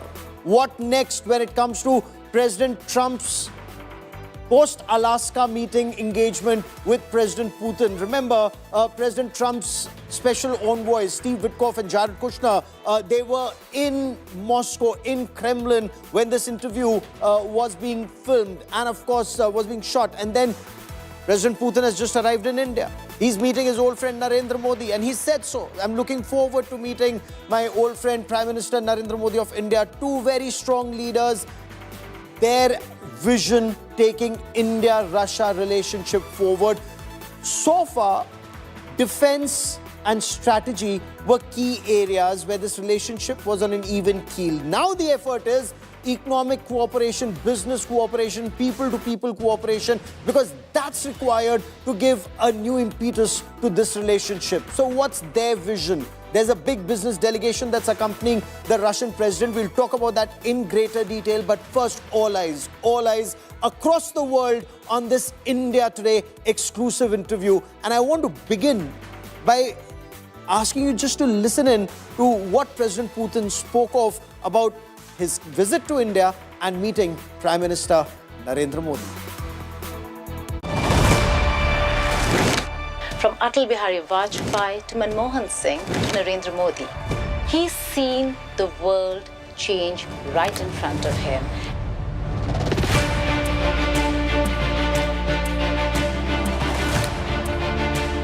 Undoubtedly one of the most influential politicians of the world. He's a very compelling and enigmatic figure on the world stage. The President of the Russian Federation for you.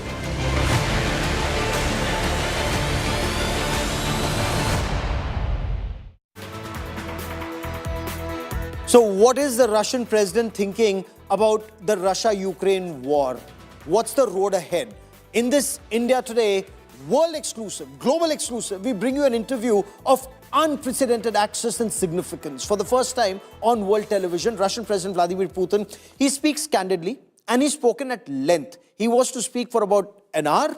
This interview lasted more than 1.5 hours. The interview airs in about 55 minutes from now. President Putin, his comments on US President Donald Trump's tariff pressure tactics on India. The way America was trying to arm twist India not to be so close to Russia. Did that really work? When you look at those images at the Palam Technical Area in Delhi, when the Russian president's aircraft arrived, and the images that you will see tomorrow, clearly pressure tactics have not worked on India. It's a very clear It's a forceful message. President Putin underscores Russia's support for India and Prime Minister Narendra Modi. And of course, vice versa is something that you will see. So in this pointed observation, he emphasizes India is a major global power. India is no longer some British colony, no longer some former British colony, and that the West cannot talk down to India, cannot be addressed in the manner in which India may have been addressed by the West 77 years ago. And he's saying why, he's also explaining why. He says, Prime Minister Narendra Modi is not the one to give in to pressure. Listen in.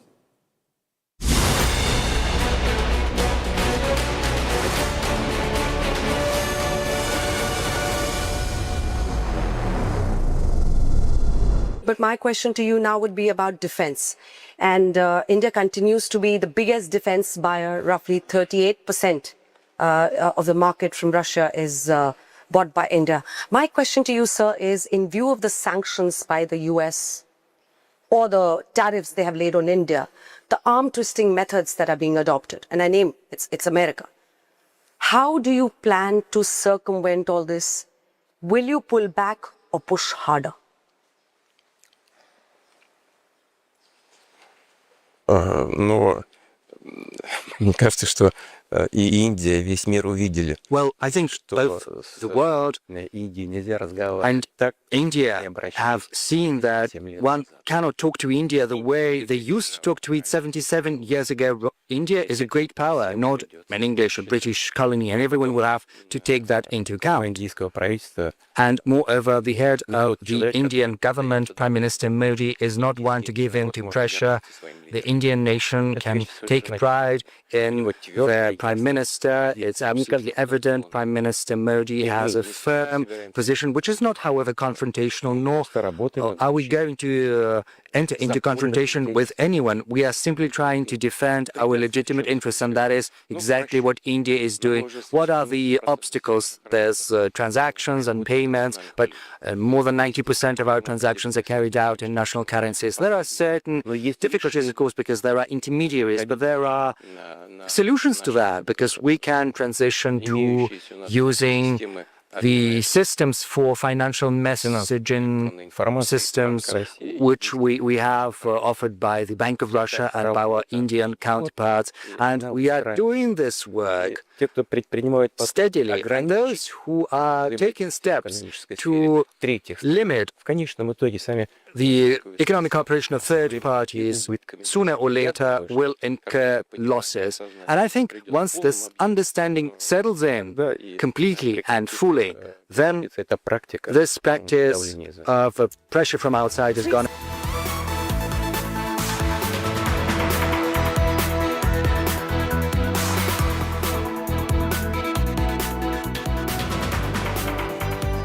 So just under 55 minutes to go for that India Today World exclusive to play out.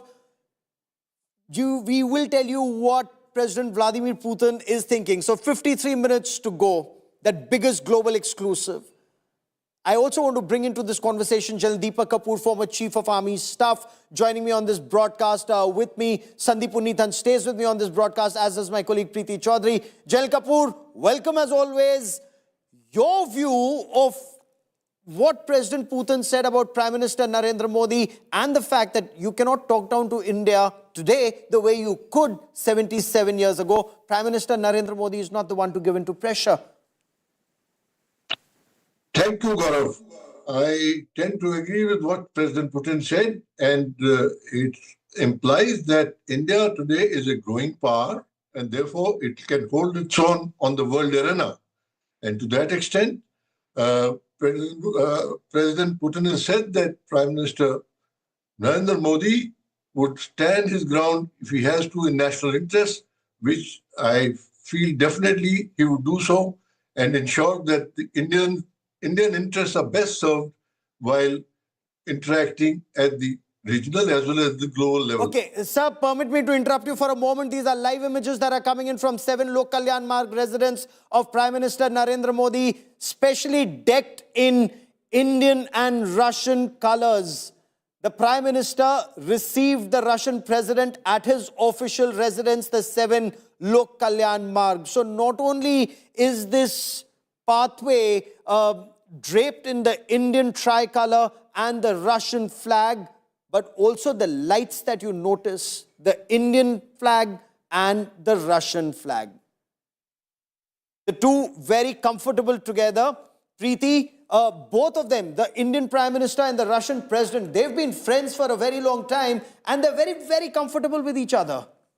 You know, the history stands testimony to that, Gaurav, you know, because it's not just coming together of two leaders who are fairly very, very comfortable with each other. And, you know, if you're looking at photo opportunity and that one moment, it was there, you were reporting through it, you know, in where the SCO Summit was concerned. So even there, because in diplomacy, so much is read in terms of just body language, and there seems to be a sense of ease here. Having said that, there's a larger context to it. This friendship is born out of a legacy, Gaurav, where the two countries, Russia and India, have stood by each other. Okay, that's the first picture of the two of them together in the car, in Prime Minister Narendra Modi's car. So the first image that we showed you, the two of them getting together in that vehicle at Palam Technical Area. And this is a selfie. It's actually a picture that's been taken by somebody on the front seat of the Toyota. And they're very, very comfortable together. Prime Minister Narendra Modi and the Russian President Vladimir Putin. In Tianjin, we saw President Putin wait quite some time for the Prime Minister to arrive, and then the two sat in the car and had a long conversation, and then they drove out together. India Today's Geeta Mohan and Anjana Om Kashyap put that question to President Putin, and in about 50 minutes from now, you'll hear the answer. He explains why he waited for Prime Minister Narendra Modi, why they spoke in the car, and how they traveled together to that destination. Let me also tell you, Kremlin has just reported that they were pleasantly surprised to see Prime Minister Narendra Modi at the airport to receive President Putin. They're expected India's External Affairs Minister, Dr. S. Jaishankar, to receive the Russian president. But Prime Minister Narendra Modi was there to receive him, and they traveled together in the Prime Minister's car. The signal to the world is, ye dosti hum nahi chhodenge. Kitna bhi pressure dunya bana le. Sandeep, the world may want to mount a lot of pressure on India, impose an additional 25% tariffs, but then ye dosti hum nahi todenge. That's the signal that goes out from New Delhi tonight. Absolutely, Gaurav. And just look at that photograph. Look at that bonhomie. Look at that camaraderie. It's like, Jay and Viru literally from Sholay. And, that is the kind of bonhomie, the chemistry that these two leaders share. And Gaurav, very importantly, today is Navy Day. And I have to raise this here, the fact that it was 54 years back tonight that the Indian Navy carried out one of the most devastating naval attacks in the 20th century, when they used Russian-supplied equipment, Russian missile boats, Russian P-15 missiles to inflict a very big, catastrophic naval defeat on the Pakistan Navy. They bombed sank Karachi. 3 ships. They bombed Karachi, and this was it. December 4th, 1971.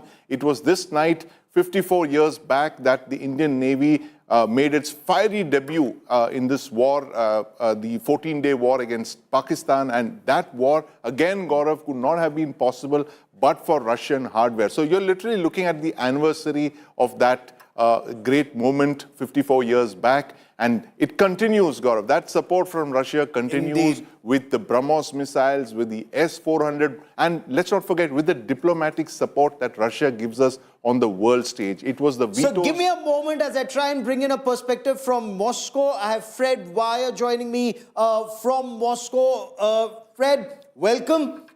How is Moscow viewing this? We're getting opinion from the world, but I would want to understand from you, sir, how's Moscow viewing President Putin's visit to India?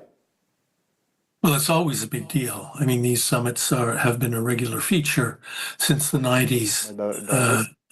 Post-Soviet feature, and it has always loomed large on Russian diplomatic agenda.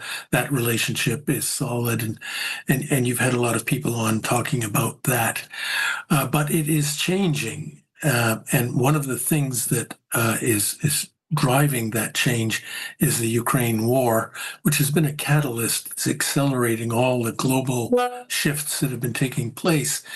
And one of the things that's happened is that Russia has decided that its former aspirations to integrate economically, to some extent politically, especially with Europe. It was a big thing in the first decade of the Putin era.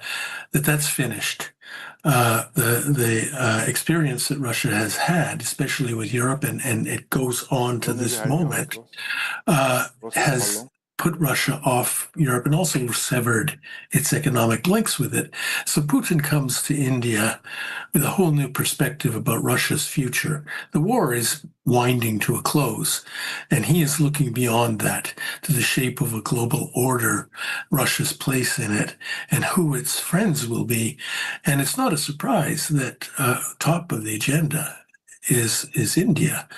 This is, I mean, all the good reasons. India's dynamic economy, its long-term friendship and understanding of Russia, all these things. But there are also a host of untapped potential in the economic sphere that for all you can say about the great relationship the two countries have had. Mention the untapped potential of economic relationship, because so far there's been a lot on defense, there's been a lot on energy, but on trade, on people to people, on business, this visit of President Putin makes that effort. But Fred, request you to stay with me. Deepak Kapoor is with me. I want to quickly cut across to Washington, D.C. Seema Sirohi is a senior journalist and analyst, wrote a best-selling book, Friends with Benefits, on India-US relationship. Seema, welcome. This could have been President Trump's moment. He was to come to India for the Quad Summit. He chose to punish India, and President Putin, in that exclusive interview to India today, and you'll hear that in a moment, Seema, he made it very clear America's following double standards, or words to that effect. America continues to procure from Russia, but is penalizing India for doing so. So how would President Putin's visit to India be viewed in Washington, D.C., Seema? Thank you, Gaurav. I think, in short, it will be viewed with some concern, especially if new defense deals are signed. But at the same time, President Trump has treated India in a very shabby manner. He's put the maximum tariffs, on India compared to any other country. So the relationship with the US has gone down, and it's in a kind of holding spot, I would say. They'll be watching this visit with very keen eyes, but I think they will get the message that India wants to engage with all major countries. Nobody can sort of veto India's relations with another major partner, and Russia has been a very major partner for India over the years. For Mr. Putin, the message would be that he has options. India is a major option. Now, you were talking about the economic relationship between Russia and India. I think we should remember that the trade deficit is in Russia's favor to the tune of $65 billion. That's not a very happy thing. So, of course, India is keen that Russia should buy more from India, and that, I think, would be a point of difference between the two sides. But overall, this is a very important visit. The message is going out to Europe and to the US that India is standing firm in its attempt to have friends with all major poles in the world right now. And nobody can talk down to us. President Putin said so in as many words. Seema, stay with me. I want to bring in General Deepak Kapoor. It's just 42 minutes to go for that India Today World exclusive, because 42 minutes from now, you will hear the Russian president speak and give out his worldview. And there are very important signals there for Europe, for Ukraine, for the United States, and of course, for friends like India, and especially India. General Kapoor, would India risk additional sanctions if India were to go in for 5 more regiments of S-400s and look at the S-500s and look at the Su-57s. There are some who say that we are looking at 2 squadrons of Su-57 as an interim. Gaurav, let me say this, that India has always followed a policy of strategic autonomy. And that is something which has carried through right since independence. I think that's a policy which will hold India in good stead. Yes, you're right. It may face a little more difficulty when additional S-400 missile air defense systems are asked for, or S-500 air defense systems, or Su-57 production is talked about. But that's something India has to stay with, and therefore it is in India's national interest to be able to go through with those agreements with Russia and carry on ensuring that its strategic autonomy is maintained all throughout. General, if I may, given your long career as a young lieutenant all the way to the chief of the army staff, you've operated Russian equipment extensively and also Swedish equipment, the Bofors 155mm howitzers. I want to understand from you, if we were to talk about Russia as a reliable defense partner and the United States, the problems that the Air Force has had with the GE-404 engines then and now, Sea King and Sea Harrier spares after the Pokhran test, virtually the entire fleet was grounded, the ANTPQ-37 radars that did not come and cost us in Kargil. Who would you say is a more reliable strategic partner, and would that weigh in when India decides whether we want to go in for the F-35s or the Su-57s? Gaurav, I'd like to say this, that I have, during 1971 operations, operated with the Russian equipment. Right since then, I have seen the Russian equipment in the not only in the Indian Army, but also the Air Force and the Navy as well. If I may say so, Russia has been an extremely important strategic partner who has stood by India throughout, whether in the military sphere or at the diplomatic level, even at the Security Council of the United Nations. So Russia has been definitely a partner who has stayed with us throughout.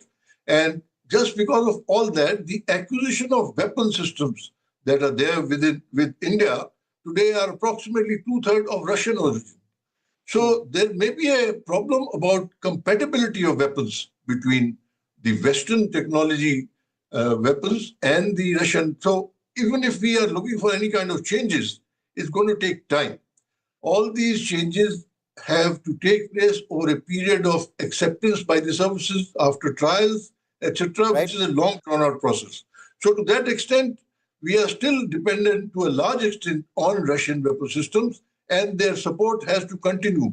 While the overall content of the Russian equipment may have gone down from this period of 2012 to 2016 from 68% to 59%, we are still quite dependent on the Russian equipment and their spares, etc., to carry on. And let me say this, that in Op Sindoor, we've been able to use that equipment to advantage, and it has stood by us very well. So in the future, I see this continuation of this relationship and assistance from Russia, especially in the field of getting a fresh lot of aircraft, naval ships, as well as within the Army, S-500 air defense systems, as well as additional tanks like we are manufacturing today, the T-90 tank. The T-72 and the T-90 Bhishma. Sir, give me a moment, 37 minutes to go for that big India Today world exclusive to come. And Preeti, if I could draw you in for a moment, President Putin saying Prime Minister Narendra Modi is not a man you can put under pressure. India today is not the India of 77 years ago. That's a signal actually to Europe and the United States of America that Prime Minister Narendra Modi will not buckle under pressure. Bang on, Gaurav. You're very right there because, this is messaging, this is global messaging, but this also stems from the fact that today you have a Russia which stands globally isolated where at least the West is concerned. So you see that Asia pivot where Russia is looking at India, and with India as an old friend. Russia is also looking at China, but China will bring its scale. India will bring it global legitimacy. But for India as well, on our part, we are looking at Russia primarily. I think our biggest reason would be global neutrality. That where the geopolitics of the world is concerned, especially where you're talking about China vis-a-vis India, that Russia remains geopolitically neutral, having its interests lie in China as well. So it is, in a way, a symbiotic relationship which is built on past history. And therefore, you see that kind of bonhomie which stems from comfort because Russia has always been on our side of the divide in the historical context. But there is that current layer to it as well, which one can't really deny. I will get Ambassador Trigunayat to respond to that. 35 minutes to go for that India Today world exclusive to come up. But before that, what's the end game in Ukraine? Because that's the question on everybody's mind. While you hear that interview at 9 o'clock, let me give you a teaser, a little trailer. Listen into what President Trump said. Fred, coming to you in Moscow in just a moment, but listen in to President Putin on the end game when it comes to Russia-Ukraine conflict.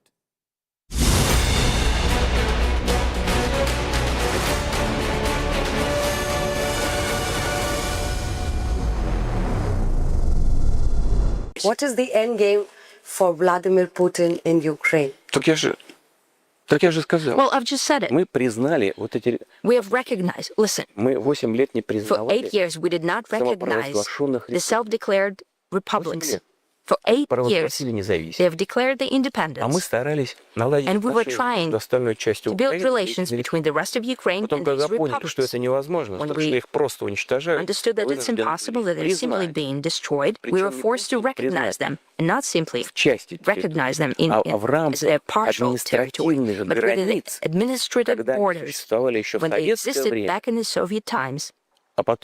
And later, during the times of the independent Ukraine, after it gained independence, in the administrative limits, lines.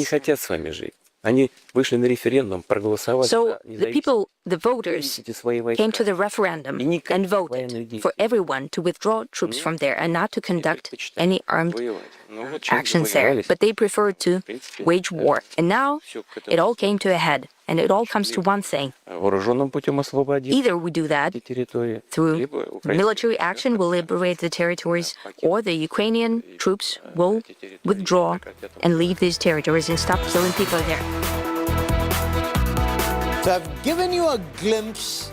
The president has an endgame in mind, 9 o'clock. Just about 34 minutes from now, 9 o'clock. Just about 34 minutes from now, that big India Today world exclusive plays. You want to hear what one of the most powerful men in the world thinks. I want to bring in Ambassador Trigunayat for more on this. Ambassador, in your view, Ambassador Trigunayat for more on this. Ambassador, in your view, there are many who say President Putin a change that Europe doesn't want to acknowledge. The American delegation was in Moscow. Chinese Foreign Minister Wang Yi was in Moscow. The Russian president was there. Nobody from Europe was there. What does that indicate, Ambassador?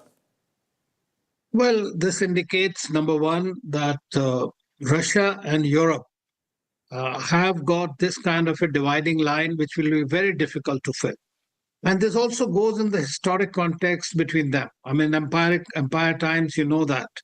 The Russians were the ones who defeated Hitler, the Germany nurses that wounds. There has been problem with Japan. There has also been problem with France. Napoleon was defeated in Russia. Yes. So I think that Britishers also have the same kind of problem. So that's why you see that this is something going much deeper. But today's time and age, and I have lived in Russia, so I know that the Russians generally identify themselves with Europeans. That's also true. And they want to be close to Europe. But unfortunately, today the line has been drawn, which is very difficult to fill.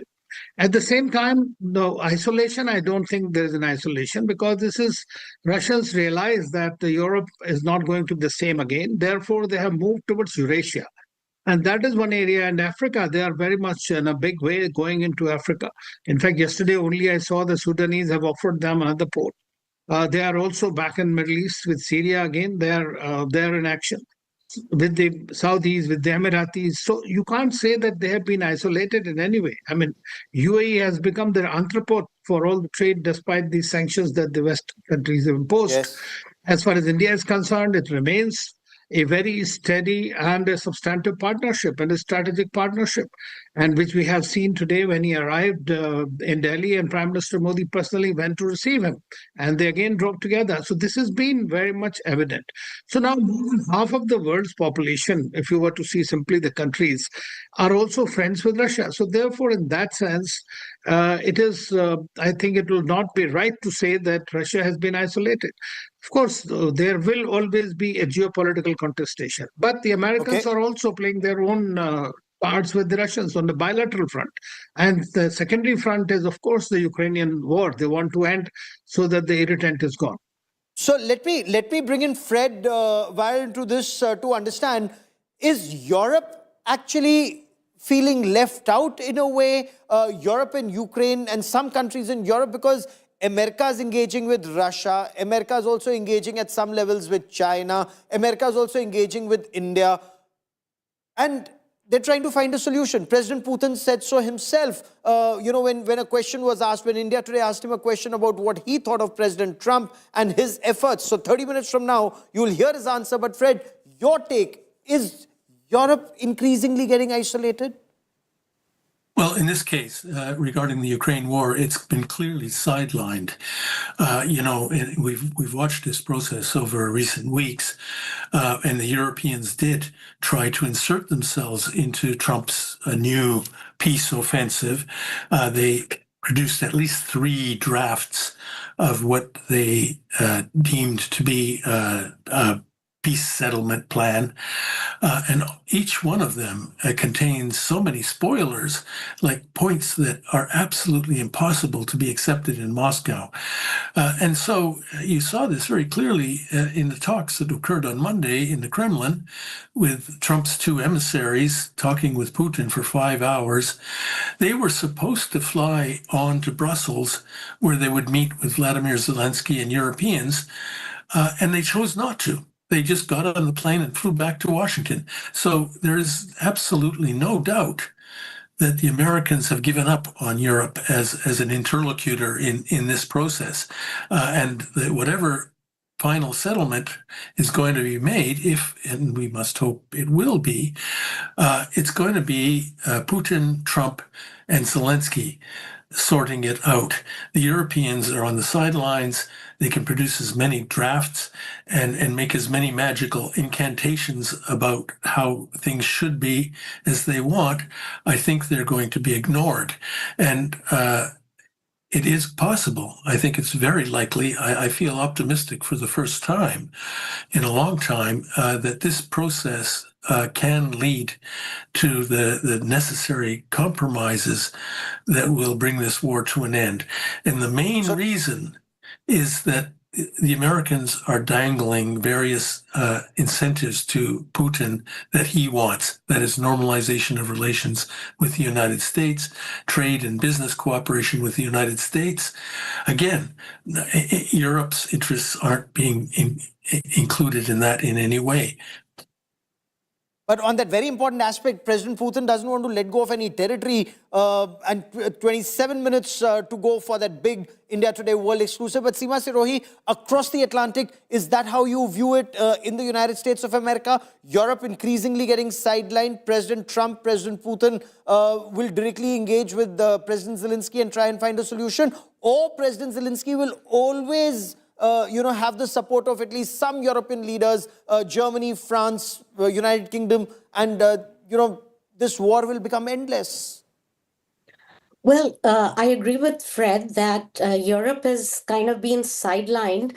they have made big promises and they have egged on Zelensky to keep fighting, but they know that they have limitations of their own. Now, President Trump is dealing directly with the Russians. So, Europe has actually a lot of stake in this whole thing, but no power to sort of enforce what it wants. Zelensky has also started to say he's sort of, modified his position to wanting a dignified peace. He's willing to make compromises. Now, the question is how long it takes for both sides to come together. But it's true that the US is kind of washing its hands off this war. If this time it doesn't work, people are saying over here in Washington that President Trump is just going to give up on this. I'm not sure. I'm sure that Putin realizes that. So he will also make moves that sort of push towards peace, if it means compromises on his side. So let's see how it unfolds, but it's a situation is very unpredictable. But it indeed is. But from his answers, yes, from his answers 25 minutes from now, you will get a fair idea of which direction he wants to move forward in. We'll see if more emerges from that after his interaction with Prime Minister Narendra Modi over dinner tonight and during the dialogue tomorrow. Sandeep, are we to then believe that India-Russia relationship and India-US relationship are being held hostage by the Russia-Ukraine conflict? We can't move forward in either direction because it'll invite more sanctions if we were to move closer to Russia. And we cannot trust the Americans, given those sanctions, that we don't move forward in that direction much either. Well, absolutely, Gaurav. And, if you look at it in the 21st century, especially post-Pokhran, India-Russia, India-US ties had been on the mend, and we got a strategic partnership going with the United States. And we have never been asked to choose between the West or Russia in the way that we've been asked to do now. And this is a big, big problem for India and its strategic autonomy when it comes to being asked to choose between the Russian Federation or the United States. And we have chosen this path of strategic autonomy. And there's no doubt about the fact that it is the Russia-Ukraine war that has imposed the maximum pressure on our relationships, both with the Russian Federation as well as the United States. Because, Gaurav, while you're talking about the arms that we're getting from Russia, these come with a cost of possible sanctions that the United States could impose, exactly like we saw a couple of years back. And let's not kid ourselves, Gaurav, in 2025, the sanctions are not going to be of the kind of CATSA that we saw a few years back, which we could evade, because now the United States will try to pressure us, will try to pressure Russia by whatever means possible. And we've seen the kind of language, we've seen the kind of actions that the United States has embarked upon with these kind of tariffs, unprecedented tariffs that they've imposed on India. So everything is on the table, literally, Gaurav. And this is something that this all can be traced down to the Russia-Ukraine war and the pressure the West wants to bring on Russia. Could the West and could the United States be shooting itself in the foot? Because India today put that question on rupee-ruble trade to President Putin. That full interview in 23 minutes from now. But I want you to listen into an excerpt. I'll bring in Ambassador Trigonath and my guests once again on that. But listen into President Putin on the rupee-ruble trade.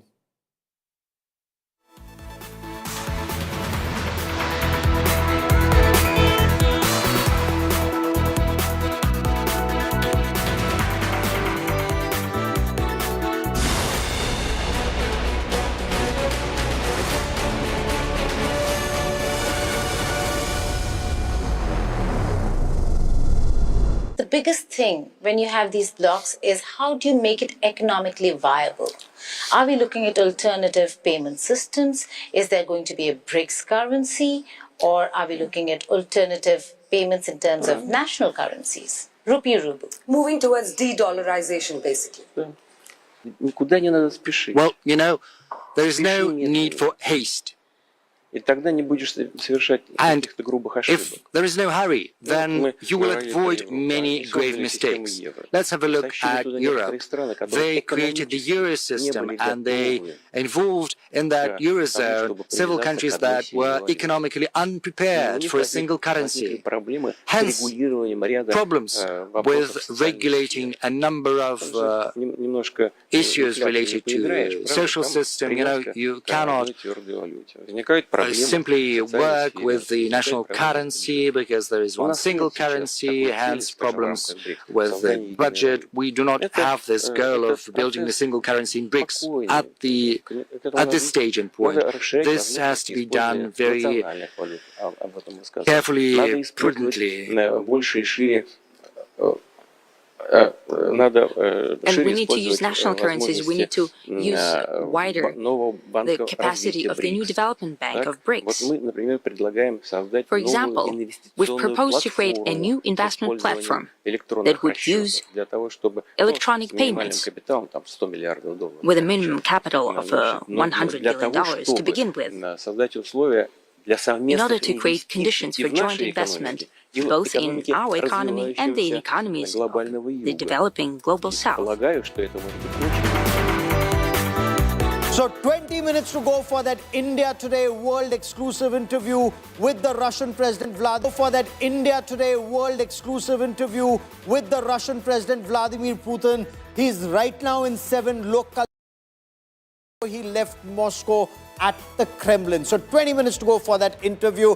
Ambassador Trigonayat, de-dollarization doesn't appear to be happening in a hurry. Is that the impression you also get from this conversation that India Today had with President Putin? But rupee-ruble trade, the Mir system and India's rupee system, do you see that, that deal happening, forward movement there? Well, as you know, that nearly 85 to 90% of our trade with Russia is being settled through national currencies, and rest through UAE and other mechanisms.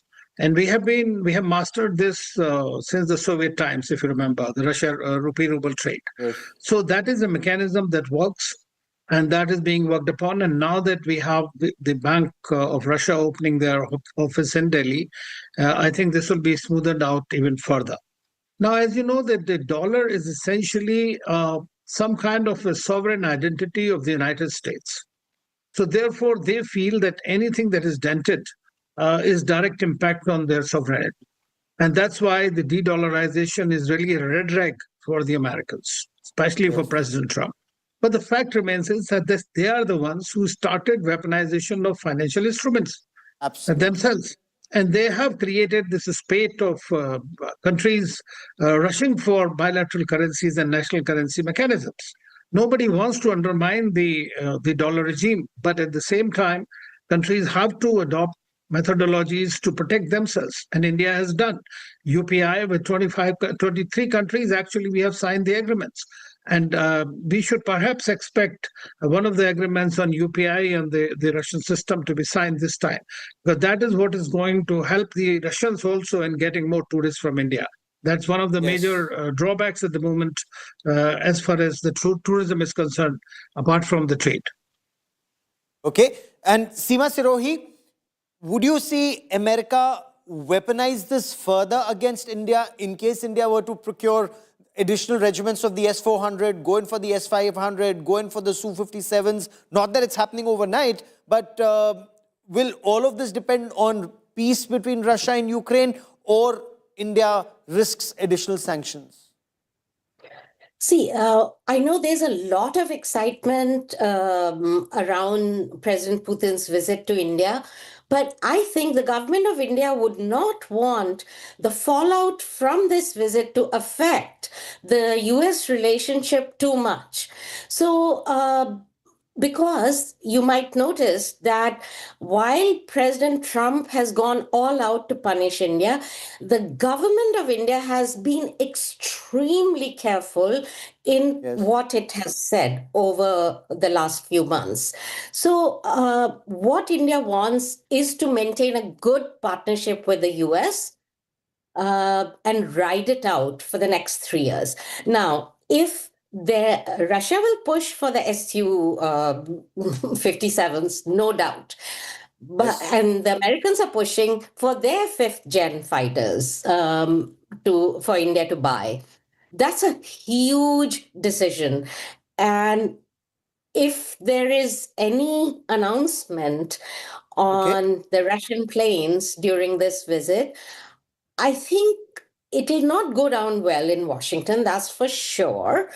But whether they impose more sanctions, that remains to be seen, because it'll affect other parts of the relationship and other equations, including with Russia, because Trump is trying to make peace with on the Ukraine war. So absolutely. He's deployed... so the Quad Summit is not happening right now. The Quad Summit is not happening, but there's a Quad anti-terror meeting that's happening in Delhi right now. Even as the Russian president is here, the Russian defense minister, health minister, all of them are here. There's also a Quad summit, Quad officials meeting on anti-terrorism also happening. Fred, the last 30 seconds I have on this part of the show, I want to understand from you, what does Russia expect to take back from this summit between Prime Minister Narendra Modi and President Putin? Incredibly important. All the things that people are saying about the messaging of this summit are awfully important to Russia, because it is sort of still beleaguered in the line of fire. It is experiencing the biggest wave of sanctions ever leveled against the country. So that's important.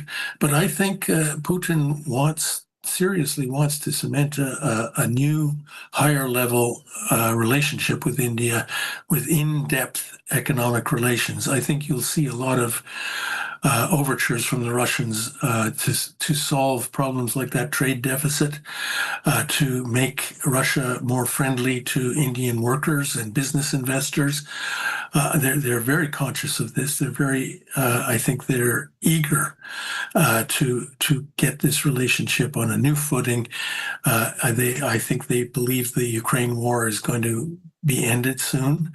I think they're right, and that episode will be behind us, and there'll be a whole new world. And Putin really wants to set the groundwork for that. Okay, so just 9 minutes to go for that India Today World Exclusive coming up, Sandeep. And perhaps more access for Indian pharmaceuticals, healthcare, agricultural products to Russia. That's something that India is also keenly looking at, Sandeep. Absolutely, Gaurav. And the aim is to diversify beyond the traditional areas that we have is energy and defense. And we're looking at other areas like, as you mentioned, pharmaceuticals. Shipping is another major area of cooperation, Gaurav. The government of India has a vision to become a major shipping power in terms of manufacturing its own ships, and unveiled a very, very big plan. And Russia plans to build its ships in India. There's a lot of collaboration that's on there, especially on the Arctic route, the northern route. There are multiple routes that India and Russia are discussing where they can actually collaborate and all that. So the aim is to get to that 100 billion figure by the end of this decade, Gaurav. And I'm sure they would want to have a more balanced relationship between India and Russia, the trade figures, rather than this hugely skewed trade deficit that's usually in favor of Russia, and to move away from those traditional areas to go into other new areas like pharma, electronics, automobiles, another very big area. Yes. President Putin has praised India's automobile sector repeatedly, and he's spoken about how India has created this huge automobile sector all by itself in the last couple of decades. Those are areas that we can talk about. The fact is that a lot of Indian manufacturers do not have a presence in Russia. Why is that? Those are areas of cooperation that can be worked out. So literally, Gaurav, the sky is the limit. And this is something that we have to see in the next couple of hours. We will know once and for all where the India-Russia relationship is headed in the next couple of years. Not even the sky. Now, outer space is the limit, given the fact that outer space cooperation is also something that both countries are looking at. So 7 minutes, 47 seconds to go for that big India Today World Exclusive. Stay with us here. We'll be back at 10:30 tonight once this interview is played out. I want to thank all our guests. Back at 10:30 to discuss that World Exclusive coming up at 9 p.m. tonight. Stay with us. Coming up at 9 p.m. tonight. Stay with us.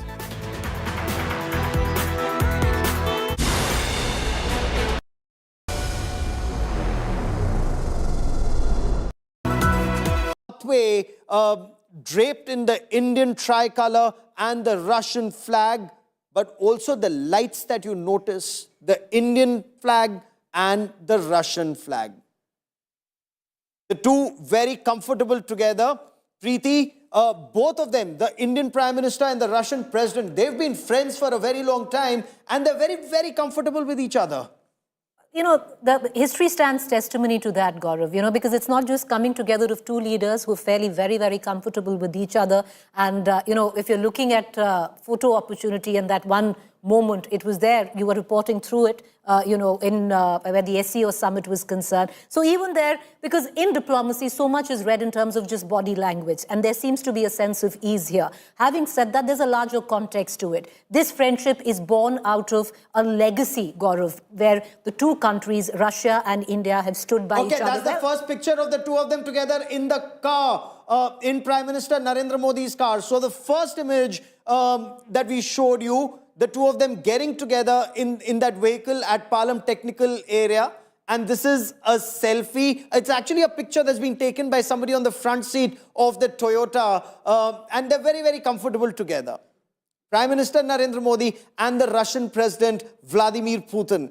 In Tianjin, we saw President Putin wait quite some time for the Prime Minister to arrive, and then the two sat in the car and had a long conversation, and then they drove out together. India Today's Geeta Mohan and Anjana Om Kashyap put that question to President Putin, and in about 50 minutes from now, you'll hear the answer. He explains why he waited for Prime Minister Narendra Modi, why they spoke in the car, and how they traveled together to that destination. Let me also tell you, Kremlin has just reported that they were pleasantly surprised to see Prime Minister Narendra Modi at the airport to receive President Putin. They're expected India's External Affairs Minister, Dr. S. Jaishankar, to receive the Russian president. But Prime Minister Narendra Modi was there to receive him, and they traveled together in the Prime Minister's car. The signal to the world is ye dosti hum nahi chhodenge. Kitna bhi pressure dunya bana le. Sandeep, the world may want to mount a lot of pressure on India, impose an additional 25% tariffs, but then ye dosti hum nahi todenge. That's the signal that goes out from New Delhi tonight. Absolutely, Gaurav. And just look at that photograph. Look at that bonhomie. Look at that camaraderie. It's like, Jay and Viru literally from Sholay. And, that is the kind of bonhomie, the chemistry that these two leaders share. And Gaurav, very importantly, today is Navy Day. And I have to raise this here, the fact that it was 54 years back tonight that the Indian Navy carried out one of the most devastating naval attacks in the 20th century, when they used Russian-supplied equipment, Russian missile boats, Russian P-15 missiles to inflict a very big, catastrophic naval defeat on the Pakistan Navy. They bombed sank Karachi. 3 ships. They bombed Karachi, and this was it. December 4th, 1971. It was this night, 54 years back, that the Indian Navy made its fiery debut in this war, the 14-day war against Pakistan. And that war, again, Gaurav, could not have been possible but for Russian hardware. So you're literally looking at the anniversary of that great moment 54 years back. And it continues, Gaurav. That support from Russia continues with the BrahMos missiles, with the S-400, and let's not forget, with the diplomatic support that Russia gives us on the world stage. It was the vetoes. So give me a moment as I try and bring in a perspective from Moscow. I have Fred Wire joining me from Moscow. Fred, welcome. How is Moscow viewing this? We're getting opinion from the world, but I would want to understand from you, sir, how is Moscow viewing President Putin's visit to India? Well, it's always a big deal. I mean, these summits have been a regular feature since the 90s. Post-Soviet feature, and it has always loomed large on Russian diplomatic agenda. That relationship is solid, and you've had a lot of people on talking about that. But it is changing, and one of the things that is driving that change is the Ukraine war, which has been a catalyst that's accelerating all the global shifts that have been taking place. And one of the things that's happened is that Russia has decided that its former aspirations to integrate economically, to some extent politically, especially with Europe. It was a big thing in the first decade of the Putin era that's finished. The experience that Russia has had, especially with Europe, and it goes on to this moment, has put Russia off Europe and also severed its economic links with it. So Putin comes to India with a whole new perspective about Russia's future. The war is winding to a close, and he is looking beyond that to the shape of a global order, Russia's place in it, and who its friends will be. And it's not a surprise that top of the agenda is India. This is, I mean, all the good reasons India's dynamic economy, its long-term friendship and understanding of Russia, all these things, but there are also a host of untapped potential in the economic sphere that for all you can say about the great relationship the two countries have had. Mentioned the untapped potential of economic relationship, because so far there's been a lot on defense, there's been a lot on energy, but on trade, on people to people, on business, this visit of President Putin makes that effort. But Fred, request you to stay with me. Deepak Kapoor is with me. I want to quickly cut across to Washington, D.C. Seema Sirohi is a senior journalist and analyst, wrote a best-selling book, Friends with Benefits, on India-US relationship. Seema, welcome. This could have been President Trump's moment. He was to come to India for the Quad Summit. He chose to punish India, and President Putin, in that exclusive interview to India today, and you'll hear that in a moment, Seema, he made it very clear America's following double standards, or words to that effect. America continues to procure from Russia, but is penalizing India for doing so. So how would President Putin's visit to India be viewed in Washington, D.C., Seema? Thank you, Gaurav. I think, in short, it will be viewed with some concern, especially if new defense deals are signed.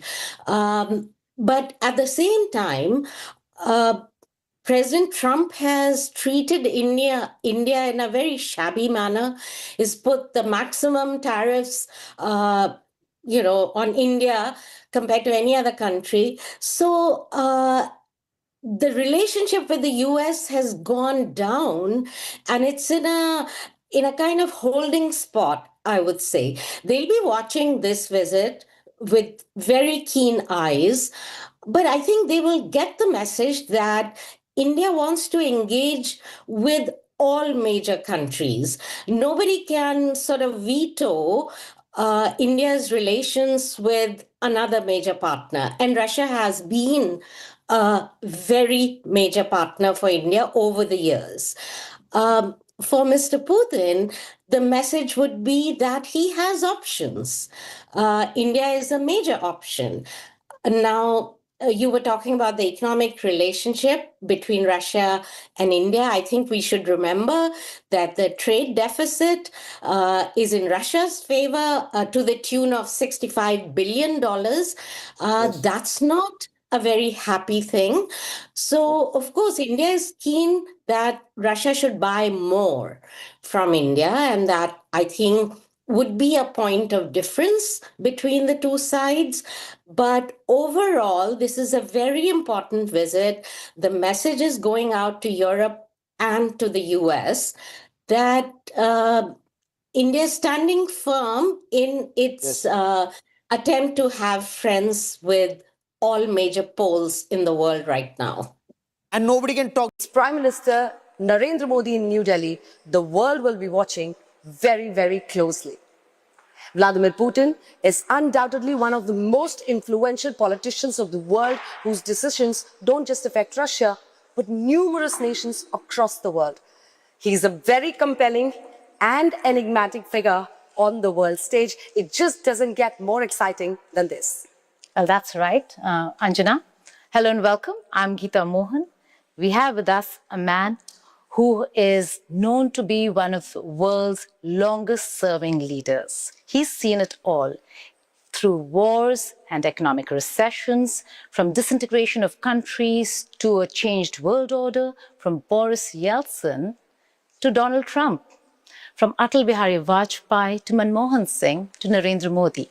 He's seen the world change right in front of him, and he's taken Russia through very turbulent times and yet has cemented his position as a force to reckon with. Thank you so much, President, for doing this with us. You're in conversation with India Today and Aaj Tak. That's the President of the Russian Federation for you. Thank you so much, sir, for joining us on our network. How are you doing? Надеюсь, что и вам у нас в России. Well, I hope you'll enjoy your stay in Russia. Москва нравится, Кремль, где мы сейчас с вами работаем. Hope that you like Moscow and the Kremlin, where we're currently collaborating together. По плану, в целом мы довольны ситуацией. As you see, everything is going on as planned. On the whole, we're satisfied with the current economic situation. Most importantly, I'm delighted to be meeting, as you've mentioned, my friend Prime Minister Modi. Мы давно договаривались увидеться именно в Индии. We have made a specific arrangement to do so in India because there are numerous topics on which we need to talk, and our collaboration with India spans an extensive array. And of course, the unique nature of our relationship adds another layer of significance. И хотел бы сказать, что и путь, который прошла Индия с момента завоевания. I also want to highlight that India's progress over the past 77 years since gaining independence, an extremely brief span in historical terms, has been substantial indeed, and India has truly come a long way in development. Знаете, когда мы живем в текущей... I will discuss this further below. You know, as we go about our daily lives, we often fail to notice the changes happening right before our eyes. We scarcely ever take note of them. Если посмотреть чуть-чуть назад, то Yet, if you glance even slightly into the past and reflect on what has occurred in India, it's almost like a miracle. For example, few people recognize that life expectancy in India has nearly doubled during this period. We will talk about longevity in some time from now. Да, хорошо, поговорим обязательно, но во всяком случае... We will definitely discuss that. Anyway, our relationship with India is advancing in numerous fields. It's a pleasure to meet Prime Minister Modi again, with whom we have both a professional and a personal, friendly relationship. Sir, may I ask you, you just talked about the Indo-Russian ties, and it dates back to almost more than 7 decades. Dosti in Hindi and Druzhba in Russian. This friendship dates back to more than 7 decades. My question to you is, how do you assess the strength of this friendship in today's time? And what would you say about Prime Minister Narendra Modi and to Prime Minister Narendra Modi, whom you call your dost? О премьер-министре Моди. About the Prime Minister. Yeah? Вы знаете... You know, the world is evolving rapidly, and this pace keeps getting faster, which is plainly visible to all. The global configuration is changing, with new centers of power emerging, and the global power landscape is changing too. Therefore, it's crucial to ensure stability among major nations, since this forms the groundwork for gradual progress in both bilateral and international relations. In this context, our collaborative endeavors with Prime Minister Modi carry significant weight because they transcend our mutual ties. Given its direct relevance to both nations, ensuring stability in key areas of engagement is crucial, as it helps secure the fulfillment of our objectives. Prime Minister Modi sets very challenging tasks for the country, and for himself in the first place, then for the administration, and eventually for the nation. Take, for example, his famous speech, "Make in India." It has a practical dimension, including for our bilateral relations. When we meet, he always says, let's do this, let's do that, let's look at this area and that. I can list them all. Therefore, we have a lot of practical areas of cooperation. But before Geeta takes on to the next question, one little small, very interesting question, because when you met Prime Minister Narendra Modi in SCO, and there was this picture and video of you and him going in a car, and we're showing it to our viewers right now. You were traveling in a car with him.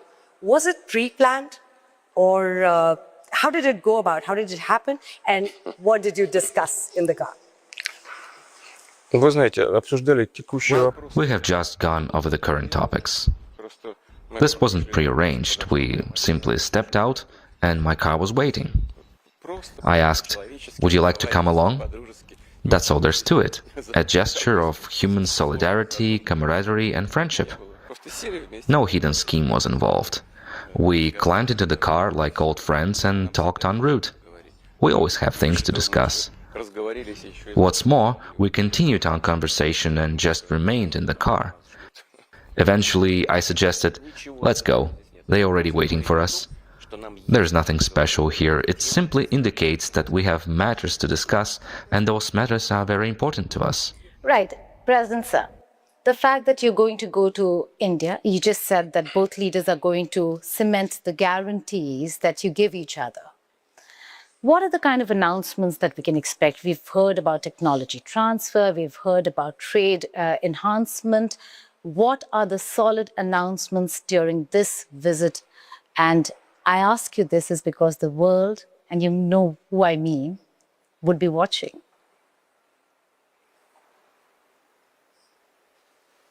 The world would be watching our visit. There is no big deal here.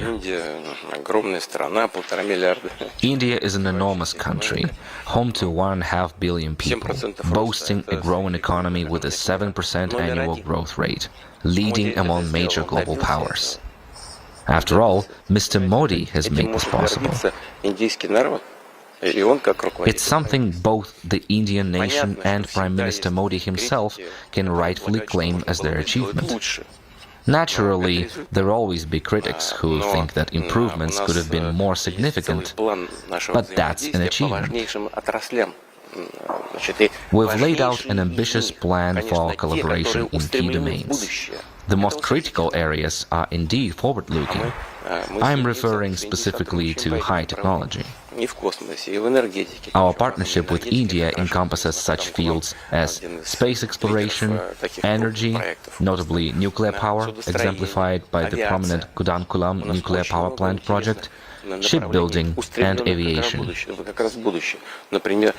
There are many interesting areas for cooperation that are looking to the future. Take, for example, artificial intelligence. We'll likely discuss it further down the line. AI represents a crucial technology shaping the future, rapidly transforming the world, amplifying possibilities exponentially while simultaneously presenting certain challenges. There are the matters we will discuss, choosing the ones that are the most significant for us, as both Prime Minister Modi and I believe. That's what we will focus on and what we will work on. Any specific agreements, sir? Well, of course. However, perhaps we shouldn't reveal them just yet. We will do that during the visit, when we can unveil everything publicly. Then our colleagues will first share with us all the documents they have prepared, and it would require our final approval. We'll now come to the energy sector, yeah. Okay, just talking about sustainability and trade. There's immense pressure on India and on Russia. When it comes to oil, India has suffered in terms of the kind of pressure that we're seeing from West. How can both countries handle this Western pressure and sanctions? The issue here is that the pressure you have referred to typically involves employing political instruments to influence normal competition.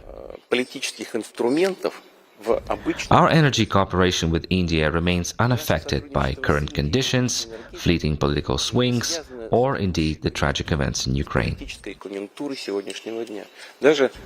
Regarding hydrocarbons, well before the Ukrainian situation, our business entities had already built a solid and efficient commercial relationship that is based on mutual trust. It's widely known that one of our leading companies acquired an oil refinery in India. This investment represented one of the largest foreign inflows into the Indian economy, totaling more than $20 billion. Our company has been continuously expanding operations of this refinery, working with its partners, and operating successfully year after year. As a result, India has become one of the major refined product suppliers to Europe, not just because it buys our oil with a discount. It took years to achieve and is in no way connected to the current economic environment. Certain actors clearly dislike India's growing role in international markets owing to its ties with Russia. Consequently, they are seeking means to constrain India's influence for political reasons by imposing artificial obstacles. Right. Right, President, we did an important point to make, but my question to you now would be about defense. And India continues to be the biggest defense buyer. Roughly 38% of the market from Russia is bought by India. My question to you, sir, is in view of the sanctions by the US or the tariffs they have laid on India, the arm twisting methods that are being adopted, and I name it's America. How do you plan to circumvent all this? Will you pull back or push harder? Но мне кажется, что и Индия, весь мир увидели. It appears that both India and the world recognize that India cannot continue to be treated the way it was treated 77 years ago. India is a major global player, not a British colony, and everyone must accept this reality. Furthermore, Prime Minister Modi is not someone who succumbs to pressure easily. The Indian people can certainly take pride in their leader. This is absolutely obvious. His stance is unwavering and straightforward without being confrontational.